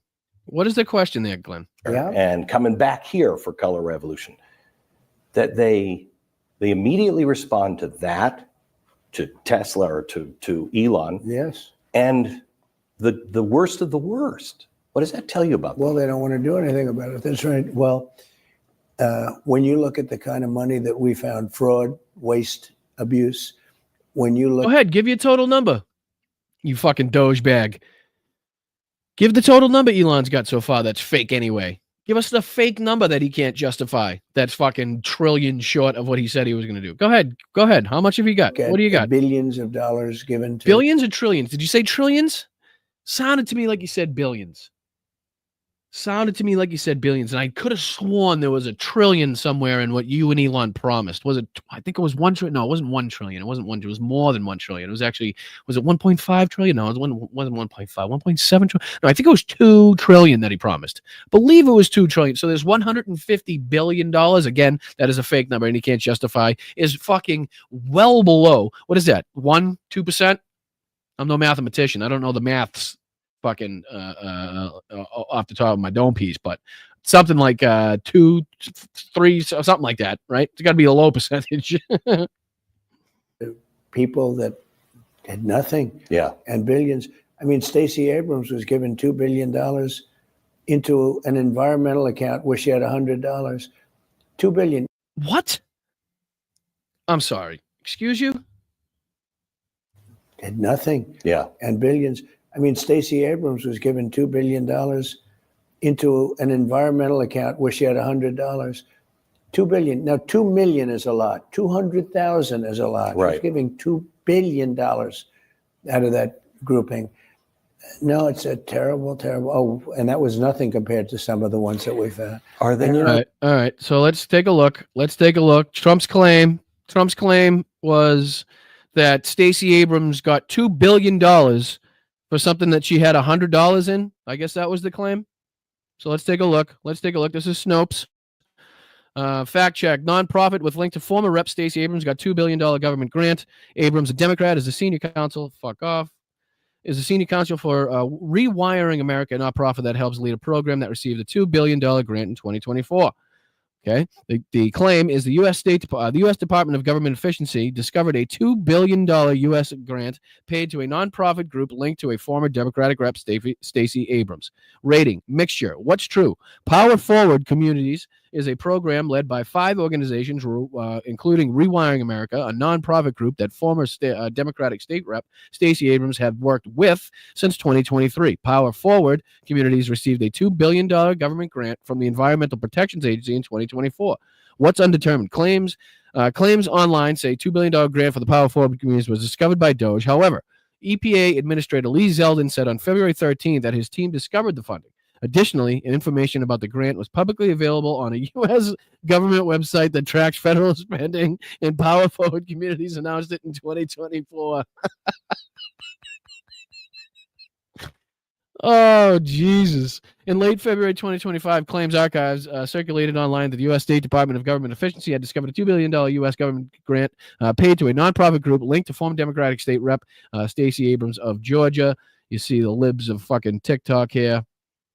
A claim found $2 billion in tax buyers designated for a fledgling nonprofit which had close ties to Stacey Abrams. Power Forward Communities was only a few months old with just 100 in the. So where does Donald Trump get his information, guys? Where does Donald Trump get his information from? Looks like libs of TikTok. Because we just heard Donald Trump with the $100 claim there, right? Claiming there was only $100 in there. So let's see. Does it say anything about the $100? No, I don't want to buy your shit. Does it say anything about the $100? The post above was viewed more than 18 million times on X. That's what she wrote. The claim also appeared elsewhere on X, Archive, Facebook, Threads, Blue Sky. According to USAspending.gov, a database of federal contracts and grants, a program named Power Forward Communities did receive a $2 billion federal grant in April in 2024. The grant came from the Environmental Protection Agency's National Clean Investment Fund and was paid out to Power Forward Communities in full at the time of this writing. However, while Abrams is connected to that group, it is, though, an advisory role for one of the 5 founding organizations, a nonprofit called Rewiring America. We have asked Power Forward Communities and Abrams' office to confirm her involvement with the program, and we'll update the story if they reply. Furthermore, there was no indication that DOJ discovered the grant. Rather, EPA Administrator Lee Zeldin said on February 13th that he discovered it and was part of the Greenhouse Gas Reduction Fund and was working to claw it back. Additionally, information about the grant was publicly available on a website that tracked federal spending, as well as Power Forward Community's website.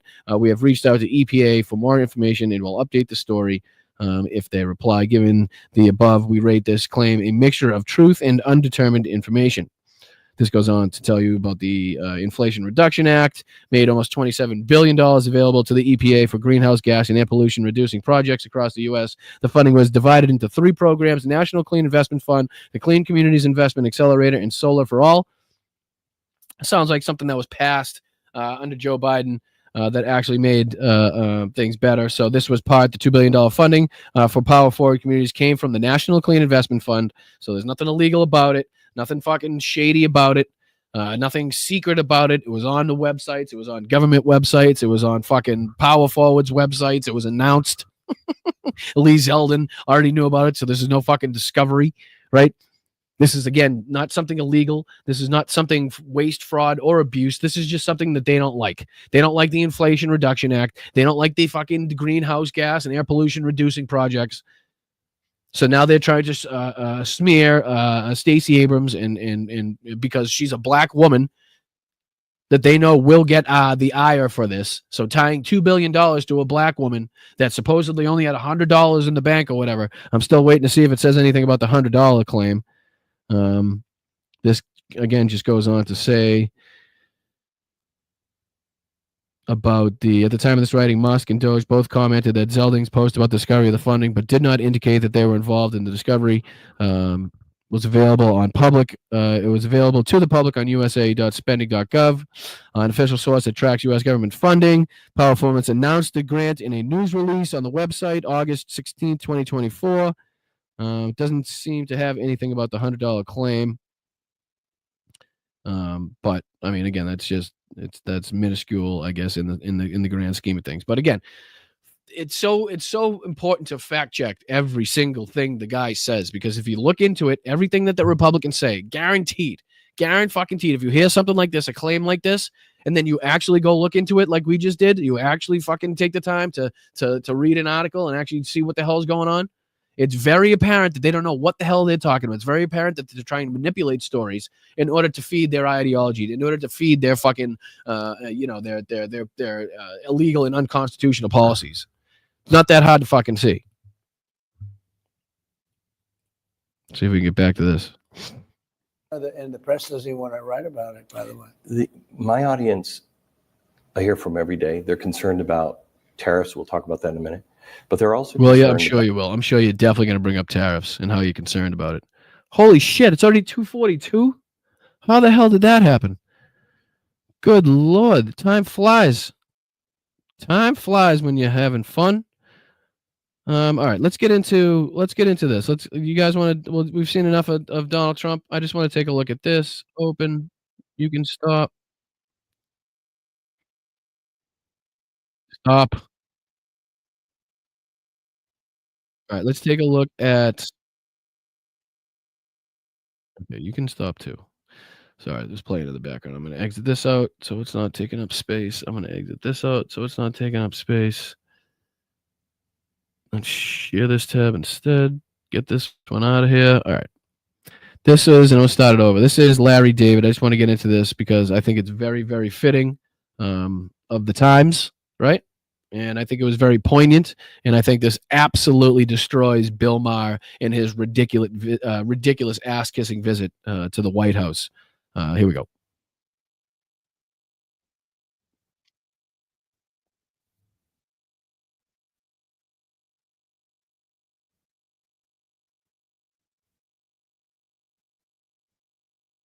Oh, you know what? New York Times had Sorry. David assuming the role of Mar and Adolf Hitler standing in.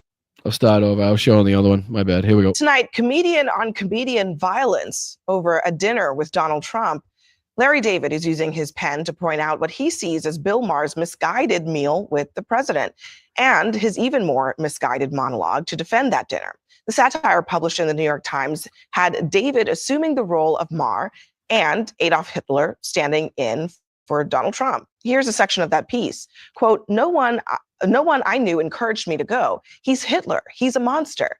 But I eventually concluded that hate gets us nowhere. I knew I couldn't change his views, but we needed to talk to the other side, even if it had invaded and annexed other countries and committed unspeakable crimes against humanity. And I realized I'd never seen him laugh before.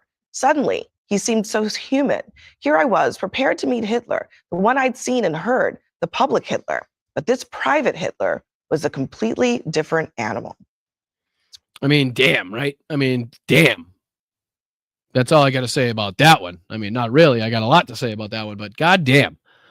Tell me that's not fucking poignant. Tell me that's not a great fucking representation of exactly what's happening now. And fuck Bill Maher. I know it's not important in the grand scheme of things. What's important is that people like Larry David are calling people out like fucking Bill Maher for capitulating, for fucking, kissing the boot, for fucking kneeling in front of these fascists that are trying to fucking ship people out of the country, trying to ship citizens out of the country, trying to ship children out of this country, have shipped children out of this country. Right? So let's see if I can pull up Larry David Hitler. Let's see if I can actually pull up the article and read just a little bit of it. What'd you say? It was a New York Times article. Can anybody read it? I sure can. All right, let's just take a quick look at this. He titled it, in case, again, a lot of people may not have seen it yet. We updated our terms. Yeah, whatever. Does this mean I can't? No! Does this mean I can't read it? I knew it. All right, hold on. It says create a free account or log in, gain access to limited articles, free news alerts, select. Can I put in like a fake one? How do you put in one of those like fake ones? All right, let me do this. Let me go back to here so I don't have to show my. Yeah, let's do that one. Please enter a valid email. I did. Talking about.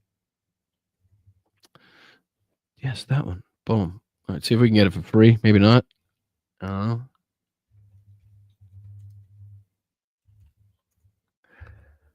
Any day now. Log in without password. Come on. They make it so ridiculous. Can I just see the shit, please? All I want to do is just see the freaking article. Check your email. I don't want to check my email. All right. So I guess we'll just have to see them talk about it, since I don't have a cutting, but he kind of mirrors almost exactly what Bill Maher said. Maybe I should just play it just so people know. This is what Bill Maher said after he met with Trump. To all the people who treated this like it was some kind of summit meeting, you're ridiculous. Like I was going to sign a treaty or something. I have no power. I'm a comedian, and he's the most powerful leader in the world. Meet up in person. Maybe. Well, all of a sudden, he's got no fucking power. He's just a comedian, folks. He's just a comedian. Well, you got a shitload to say on your fucking television show. Seems like you get awful fucking quiet around the people that you say the shit about, though, when they're there. Right? Back in the day, we used to call that a pussy. We used to call you a little fucking bitch.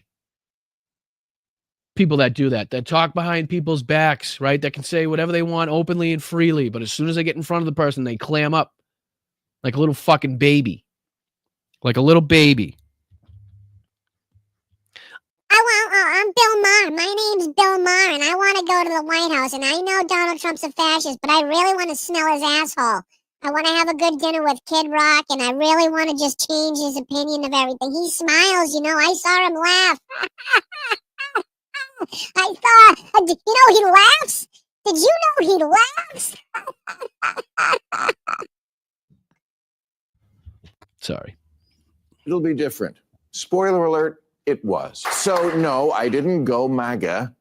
And to the president's credit, there was no pressure to. Just for starters, he laughs. I'd never seen him laugh in public, but he does. I mean, tell me you don't want to throw up. I know we played that clip on the show. I know we covered it. But tell me that just doesn't want to make you throw up in your mouth. He laughed. I'm so with Bill Maher on this one because I think that if people like Bill Maher can't go and talk to Donald Trump, we are really. All right, you fucking, what is this? You ghost-looking bastard.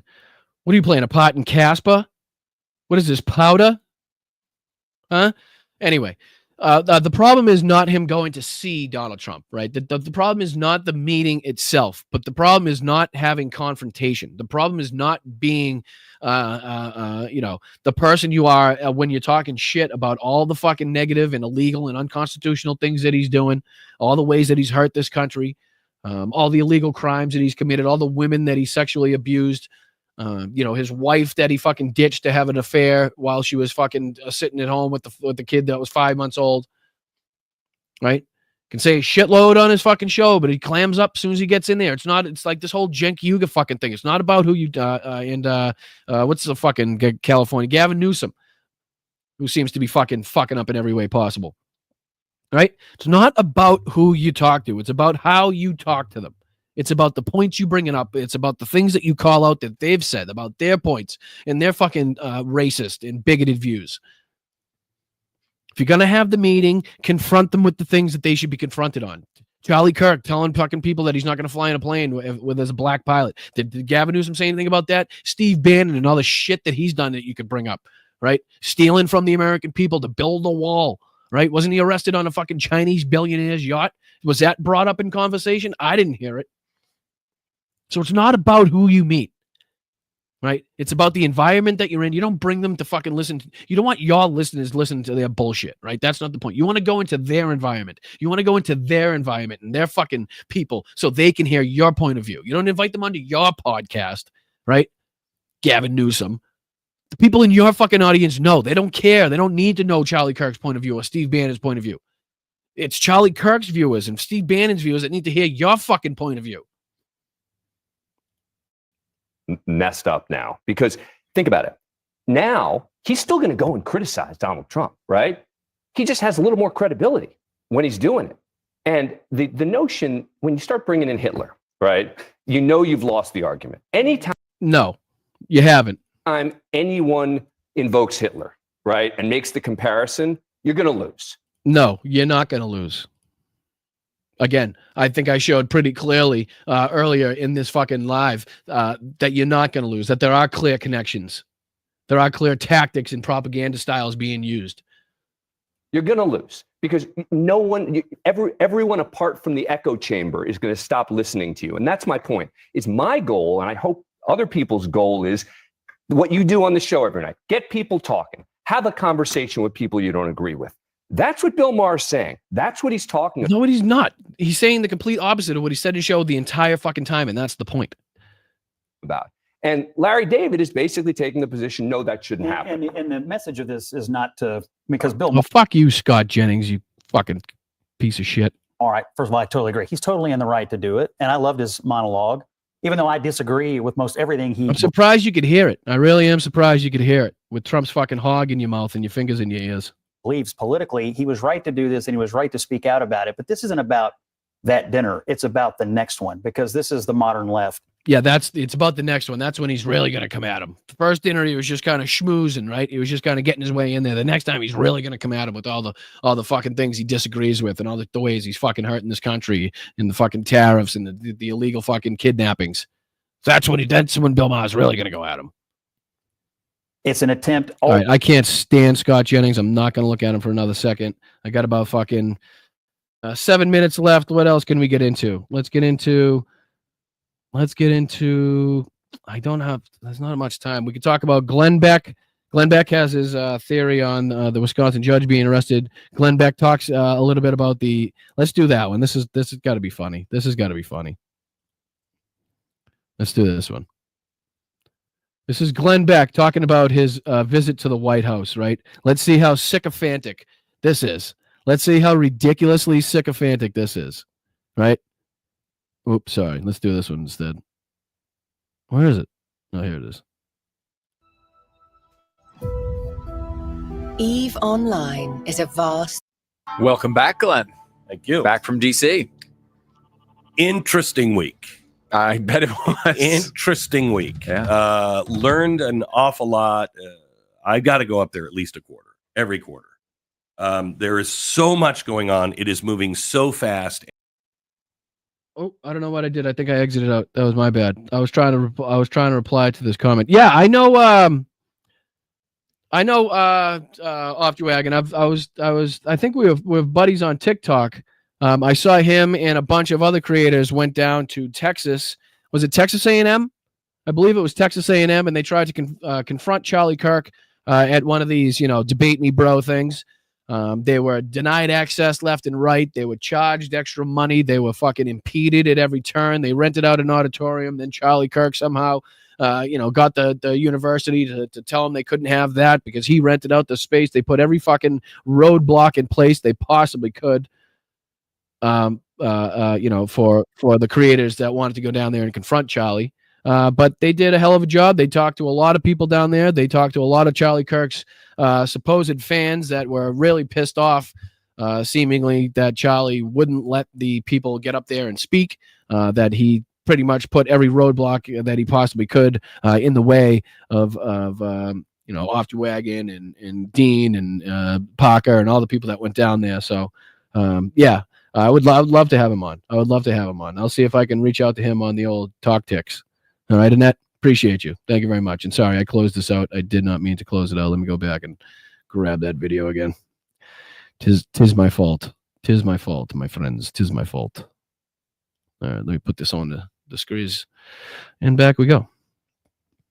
All right, here we go. Just a couple minutes of this ridiculous sycophantic nonsense. I'll probably just even fast forward into a couple minutes of it. See if we can get a little of the juice coming out of Glenn Beck's nose. It is moving so fast, and you get a completely different perspective when you're actually there talking to the people that are moving the pieces. And when you realize how absolutely insane the leadership of this country is, you do get a different perspective. You do. You're like, wow, these people are doing some crazy, messed up shit, right? But then when you go and you speak to them and they're insane, right? When you look into the eyes of Stephen Miller and you realize his soul is black as night, then yeah, your perspective does change. A lot of conversations that I can't divulge on the air. A lot of confidential shit that you learned, Glenn. Yeah. It was just like the Kid Rock moment where he fucking was showing a bunch of maps and Donald Trump was trying to ask him what they should do. Fucking, what was it? Was it Iran or something? I forget. Fucking, and Kid Rock's like, man, I don't not qualified for this shit. I don't know what's going on here. Oh, Jesus. What qualified information, what classified information did you see there, you unqualified bastard? I can't say. Unfortunately, I was with the president yesterday, and it's good that you're going to give it behind the scenes, but you can't tell us anything. That's good. It's good that you made this video. Appreciate it. It was an incredible, absolutely. Maybe that's why you have almost 1.5 million subscribers, but only 7,000 seemingly like this video. Incredible. And the thing I was most excited to share was his heart. It was amazing. What? You wanted to share his heart? I'm sorry. What? Excited to share was his heart. I don't know. Sounds a little homoerotic to me, Glenn. Sharing hearts. Is that like the male version of scissoring?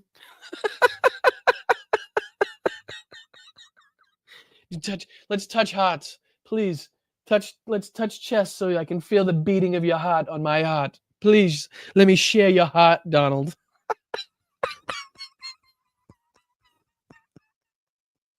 Just picture these two assholes bumping chests, just chest to chest in the White House. Like, yes, I can feel it. I can feel it. Oh, yes, that's nice. We had touching hearts. It was amazing. Did the interview, went into the Oval Office, and he left me alone with my wife in the Oval Office for like 5 minutes. Now I'm nice. That's good. That's always what you do. It's really good manners. It's typically what you do. You don't know if he's coming back. He just left. Did he just leave? He's left. Do we just sit here? What do we do now? What happened? He was lucky I didn't go through the drawers. Yeah, good. That's good. It's lucky that you didn't go through the jaws. Would that be a criminal act then? Would that be something maybe like, oh, like Trendy Arago? Maybe what if Trendy Arago was in the White House? Would they go through the drawers? No, but Glenn Beck would. I look at the side. Where's that little hidden puzzle piece that I saw in National Art? He's talking about National Treasure. Is he talking about the Nicolas Cage movie? Is that what he's talking about? He's trying to look for the fucking puzzle on the side of the fucking desk there. The Resolute desk, which has a sister. Where's that little hidden puzzle piece that I saw in National Art? He was going to say National Archives because he knew if he said National Treasure, people would make fun of him. But that's what he's talking about. He's talking about National Treasure. But I mean, he left us alone for 5 minutes. Nobody's left alone in the Oval for 5 minutes, and he walks in. Ladies and gentlemen, hold on. Do we have a cheers here? Do I have cheers? I think I have cheers somewhere. The big. Nope, that's not it. Cheers. It's the night. That's not it. Cheers. Give it up for Glenn Beck, folks, who thinks he is the first person in United States history to be left alone in the Oval Office.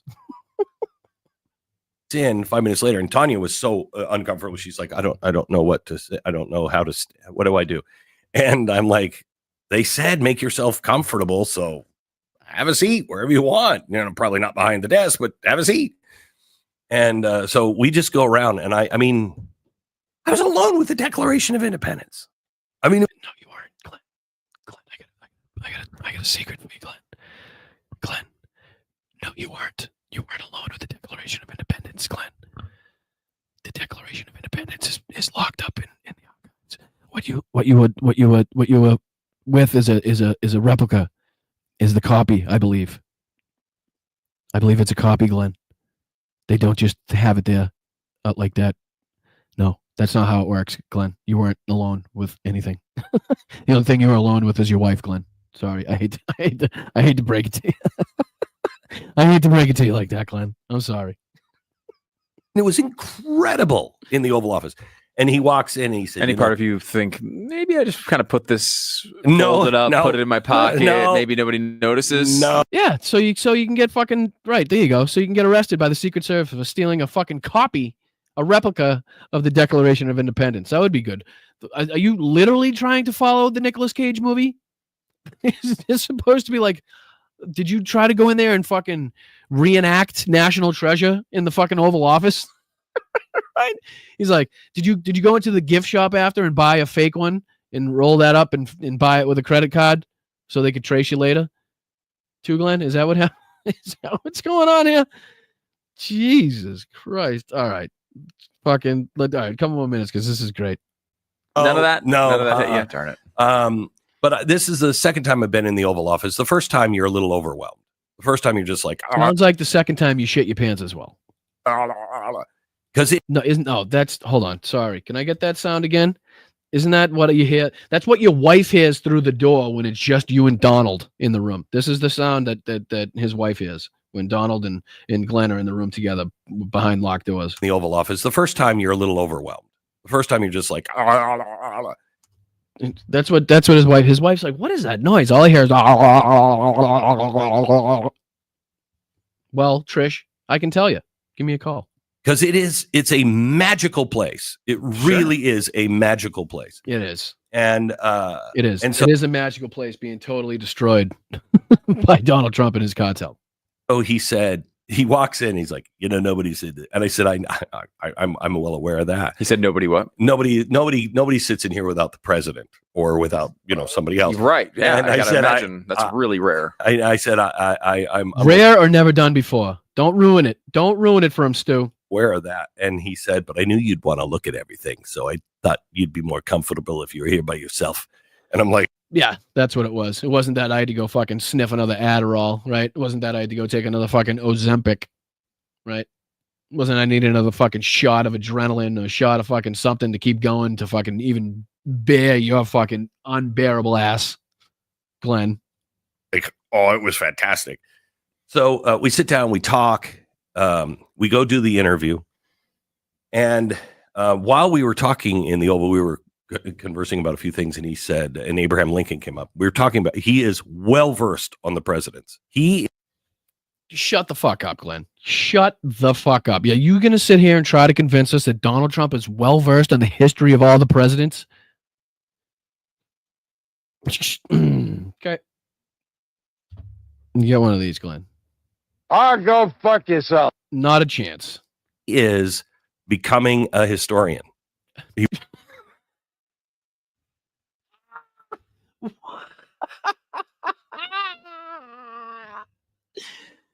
Ooh-wee. He's becoming a historian, folks. He is. Give us. Oh, wow. The fucking sycophancy, right?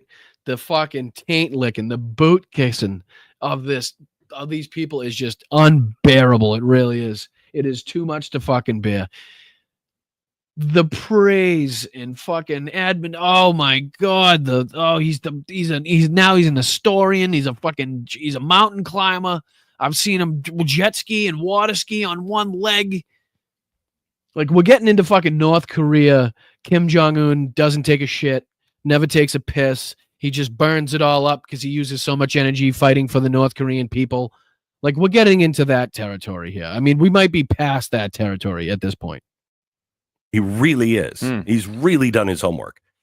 Come on. Now, give me the story that he led off with that was like, that led you to believe, like, wow, this guy knows his shit. Give me it, Glenn. Come on, hit me with it. And he said, "You a fan of Abraham Lincoln?" And I said, "Yeah." And he said, "Ever been to the Lincoln bedroom?" And I said, "No." "Want to go?" And I'm like, "Wait, of course I do. Yes. Let's do this interview." A lot of people don't know that I'm a painter, and I gave up painting because of demoralizing pain in my hand. What is happening? I got a Mazzato knife, and what followed was Why an do I absolute have- fiasco. why the- So I almost made the. Oh, I'm So not we do on the my interview, profile. and I'm told he only has 40 minutes. Now, we've just eaten 10. And so we do the interview, and his aides are cutting us off. And I'm Wait. What happened to his huge fucking knowledge of Abraham Lincoln? His huge knowledge of Abe Lincoln came because there's a Lincoln bedroom? Because he can show you to the Lincoln bedroom? That's his fucking, now he's a historian? Because he showed you to the Lincoln bedroom? Did you cut that part out? Or what happened, Glenn? I'm like, I got at least 10 more minutes of questions. And so we're getting cut off. And as we stop, his aide says, "Sir, the National Security Council is waiting for you." And he says, "Right. I'm going to take them to the Lincoln bedroom first."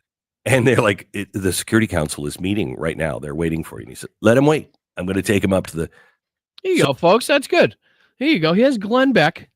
Here's Glenn Beck through his own mouth telling you that the current president of the United States would rather show a fucking sycophantic, ass-kissing, has-been radio fucking disc jockey to the Lincoln bedroom rather than go meet with the Security Council that is asking for his fucking presence.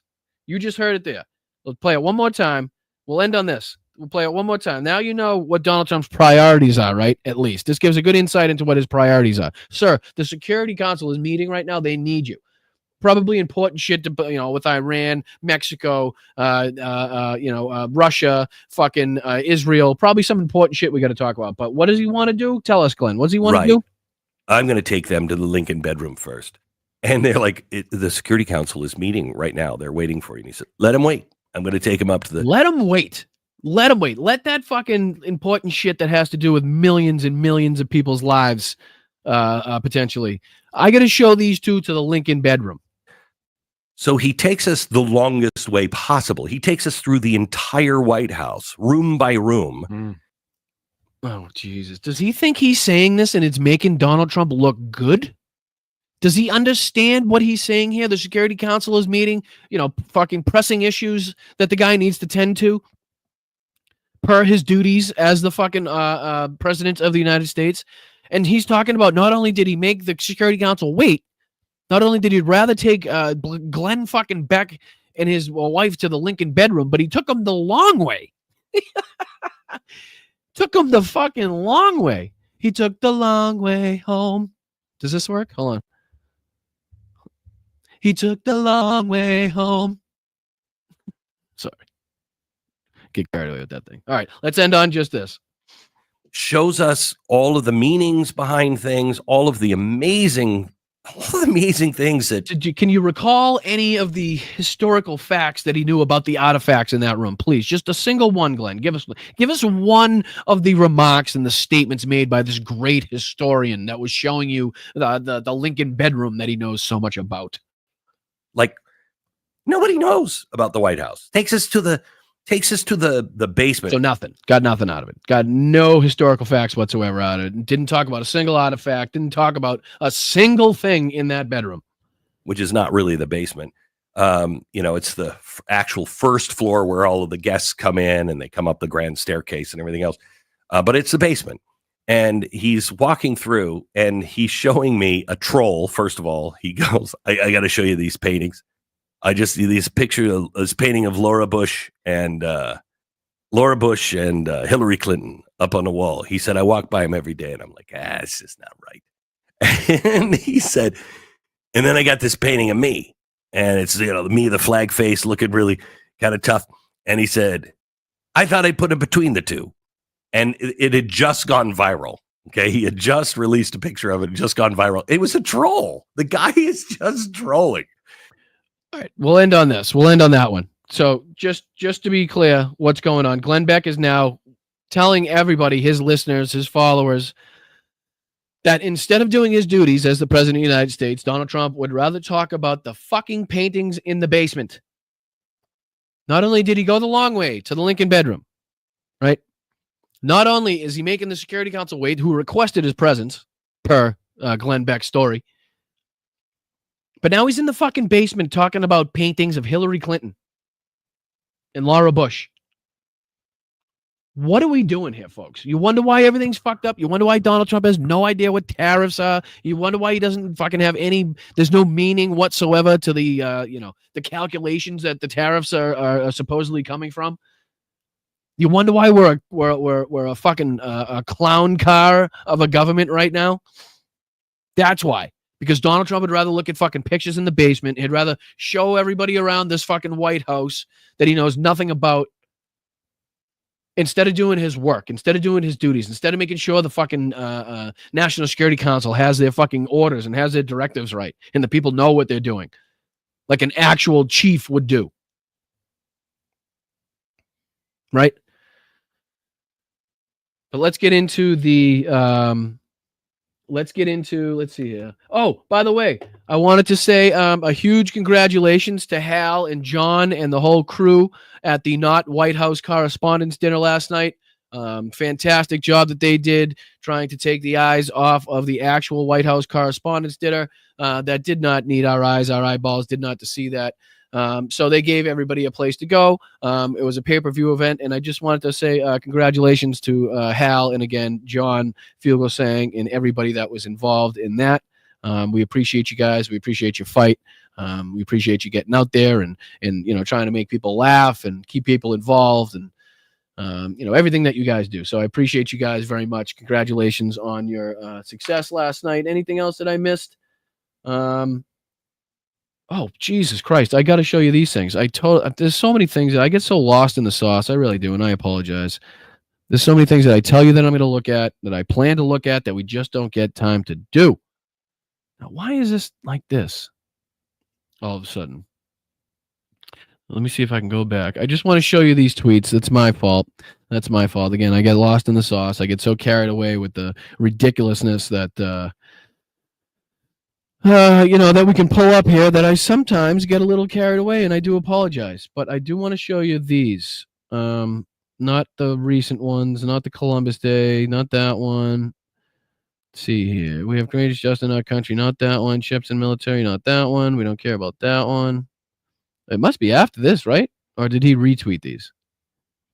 So this is obviously the picture of them in the Basilica, Trump and Zelensky. I'm sure you guys have seen that already, but I want to show you, here's another good picture of them set up. I don't know, but again, it looks like Zelensky's in deep just the way his hands are, his body language, and the way he's like leaned in like that. It looks like he's the one that's kind of trying to establish the dominance there, and he's getting across his point and either saying, whoa, whoa, whoa, or saying, hey, look, this is what's going on. You're being played. You're being manipulated. So let's see if I can find the tweet from Donald Trump where he actually realizes he's actually being manipulated. That was one of them. Just landed in Rome, so it must be after this. Is it this one right here? No matter what deal I make or respect for Ukraine, no matter how good it is, great in the New York Times will speak badly about it. Is this the one where he says, Putin, stop? Too many people are dying. Sleep Joe Biden's one, not mine. That's not it. Secondary banking. That's not the one. Let me see if I can find the one. Did he delete it? I didn't see it in here. It's got to be after, right? American ships, both commercial, Marco Rubio. We have courageous. Is this the one? Criminals are fast. Nope, that's about the border. Did he take it down, guys? Just released 99 and recorded. Democrats, you'll be happy. Woke everyone. Big beautiful bill that he was talking about. It's an illegal scam that he was talking about. Let's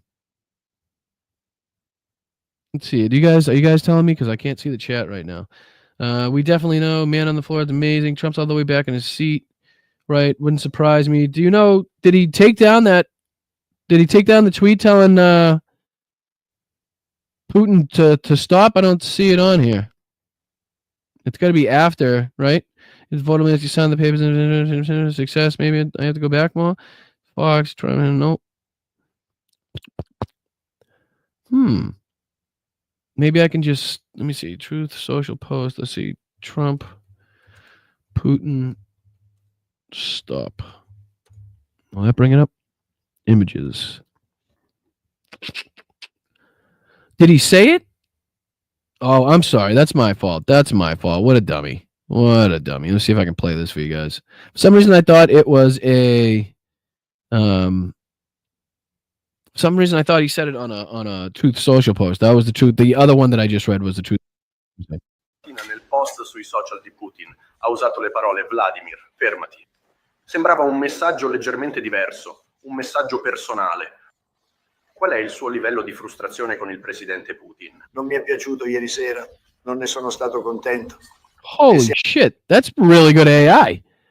It actually looks like they're trying. It actually looks like he's speaking Italian. Siamo nel mezzo di colloqui di pace e sono stati lanciati missili.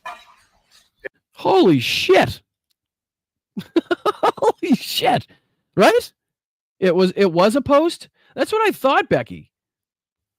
That's what I thought, but I just looked it up, and here it says that it comes up a lot of videos where he says Putin stop. This one is, it was a post. Let me see here then. Let me go back. Let me X out of this. Let me see if there's anything up here.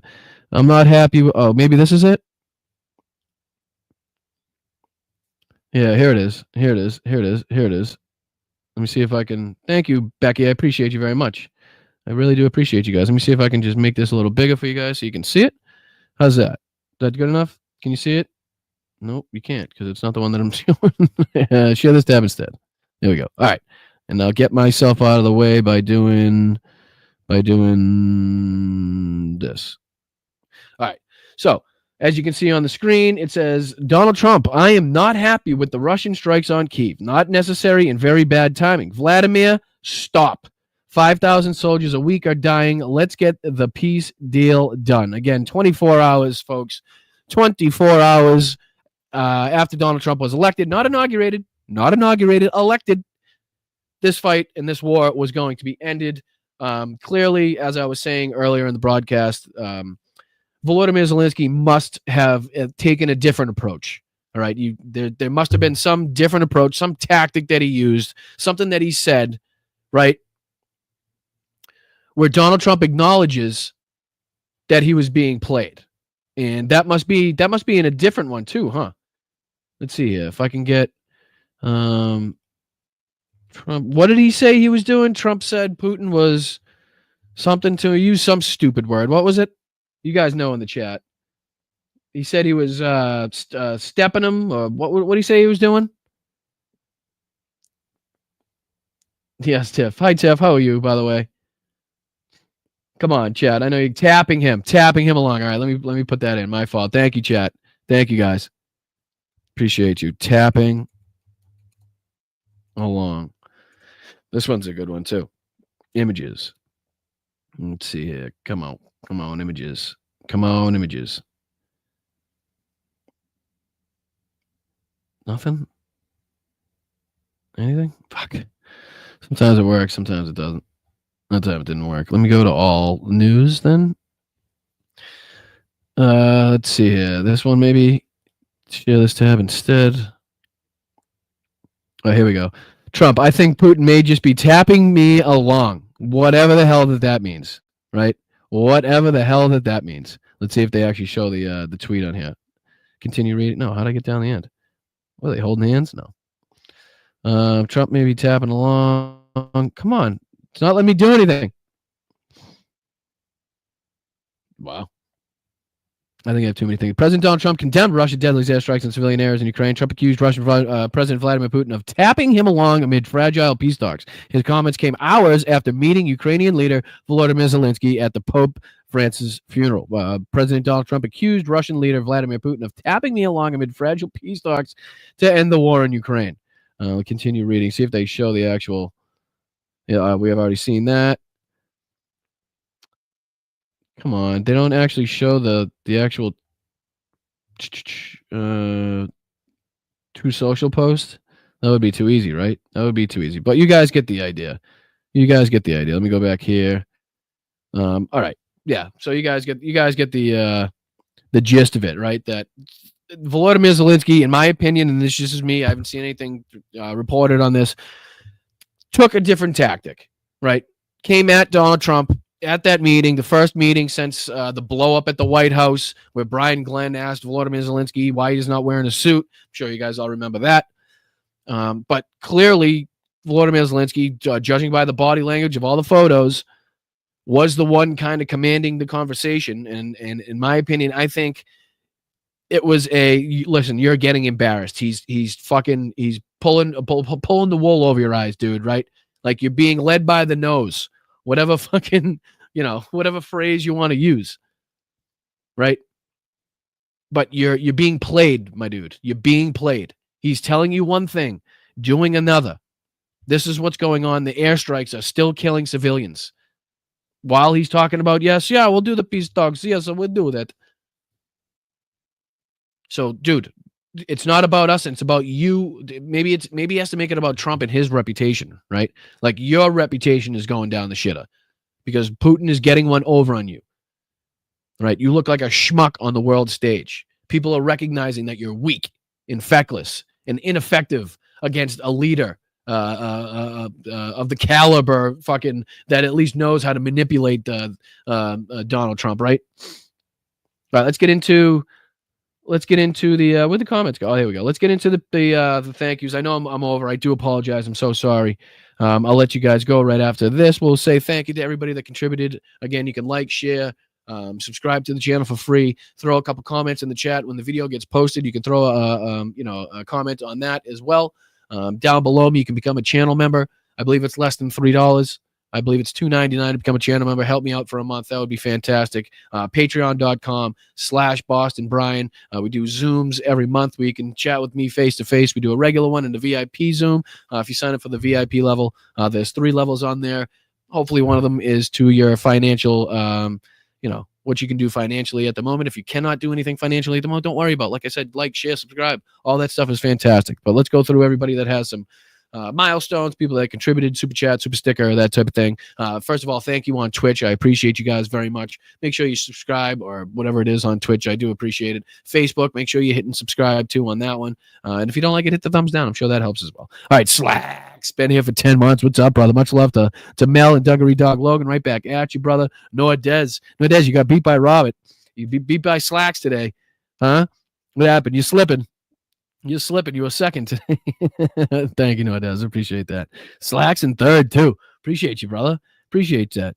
Slavu Ukraini, much love. Brian, Mel, and Duggery Dog Logan. Love to all the Bryantologists. Right back at you, dude. Appreciate you always being here. Fantastic. And again, dude. Oh, can't play that. Nope. Not talking about it. Yankees suck. Thank you, Bob. Love you, but you're on the wrong mic. I know.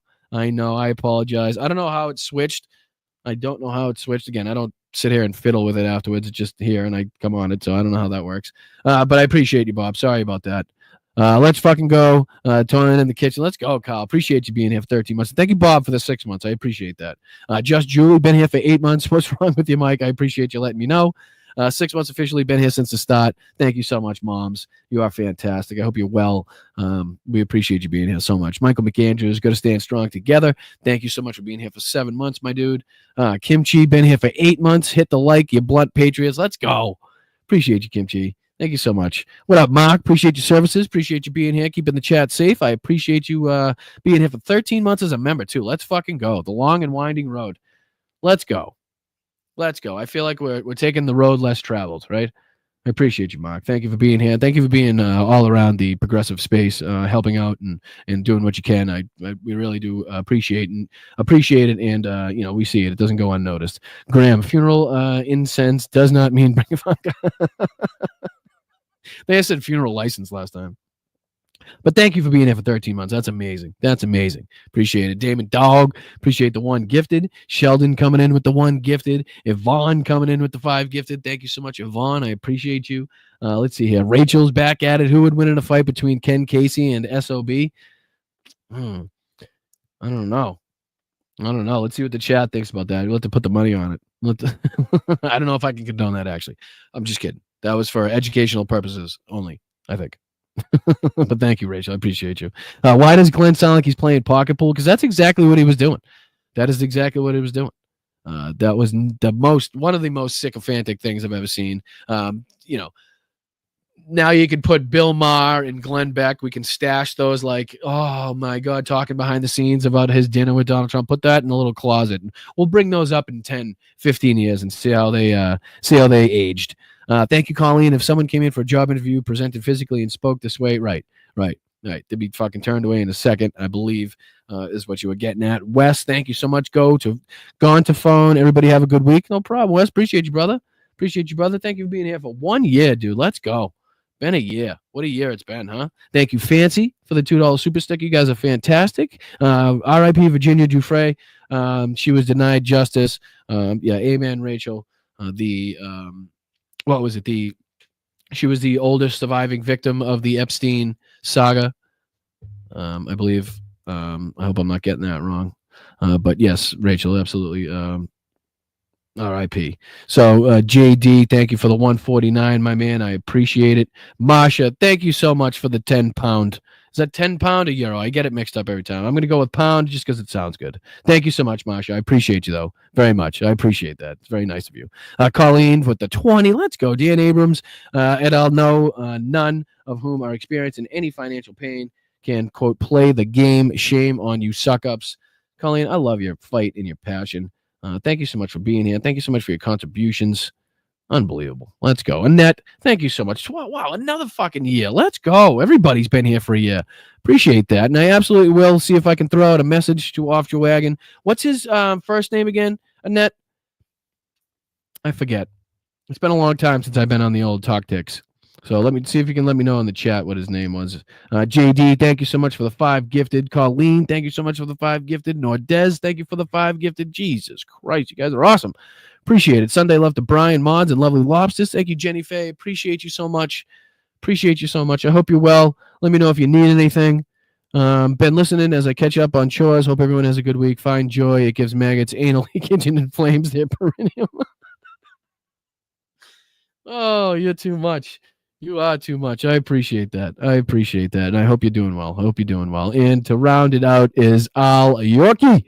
Keep trucking on, Brian. Slava Ukraine. Heroyam Slava. Right back at you, buddy. Thank you so much for the 10 pound. I really do appreciate that.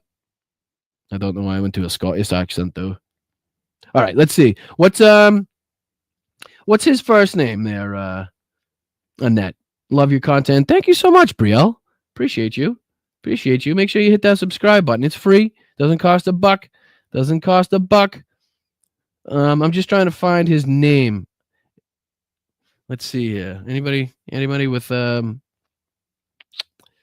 Your Wagon's name? I just don't want to. I don't want to have to call him off your wagon if I message him. Where'd you go, Annette? Where'd you go? Anybody? I'll figure it out. No worries. All right, I'm out of here. I appreciate it. Jesus Christ! Now the bets begin on how many times that the exit is going to bring me back when I don't want it to bring me back. So I guess throw your bets in the chat now on how many times that how many times I'm going to have to return and try to do the ending. But I'm out of here. I appreciate you guys very much. Thank you so much for all your kind contributions. Thank you so much for watching.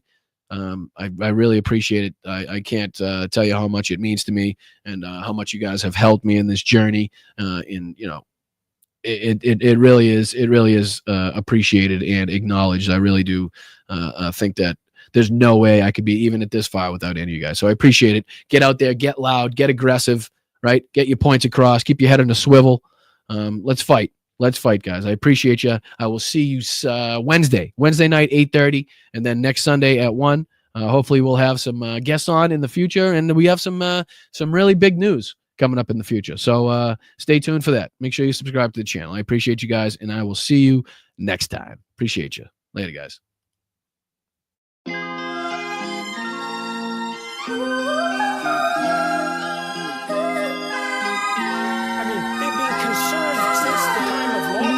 There weren't trees around when lobsters first manifested themselves on the planet. When you ran out the healthy arms, you ran out of really healthy. They had great arms, but they ran out. It's called sports. It's called baseball in particular, and pitchers, I guess you could say, in really particular.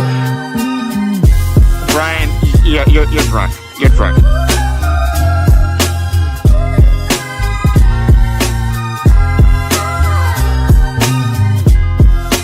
Just dandy. I got a bowl of chocolate pudding in my underpants.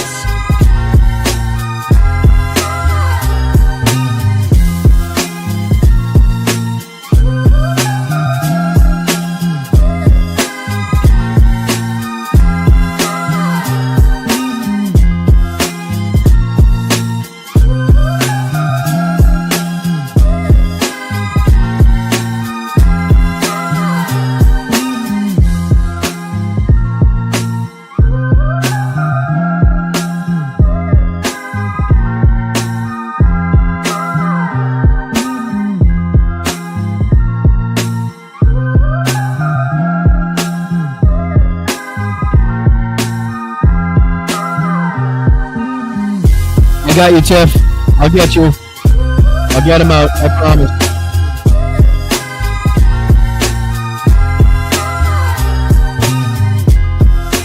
They're just getting acclimated. You know what that means, acclimated? Eating the dogs, the people that came in, they're eating the cats, they're eating the pets of the people that live there.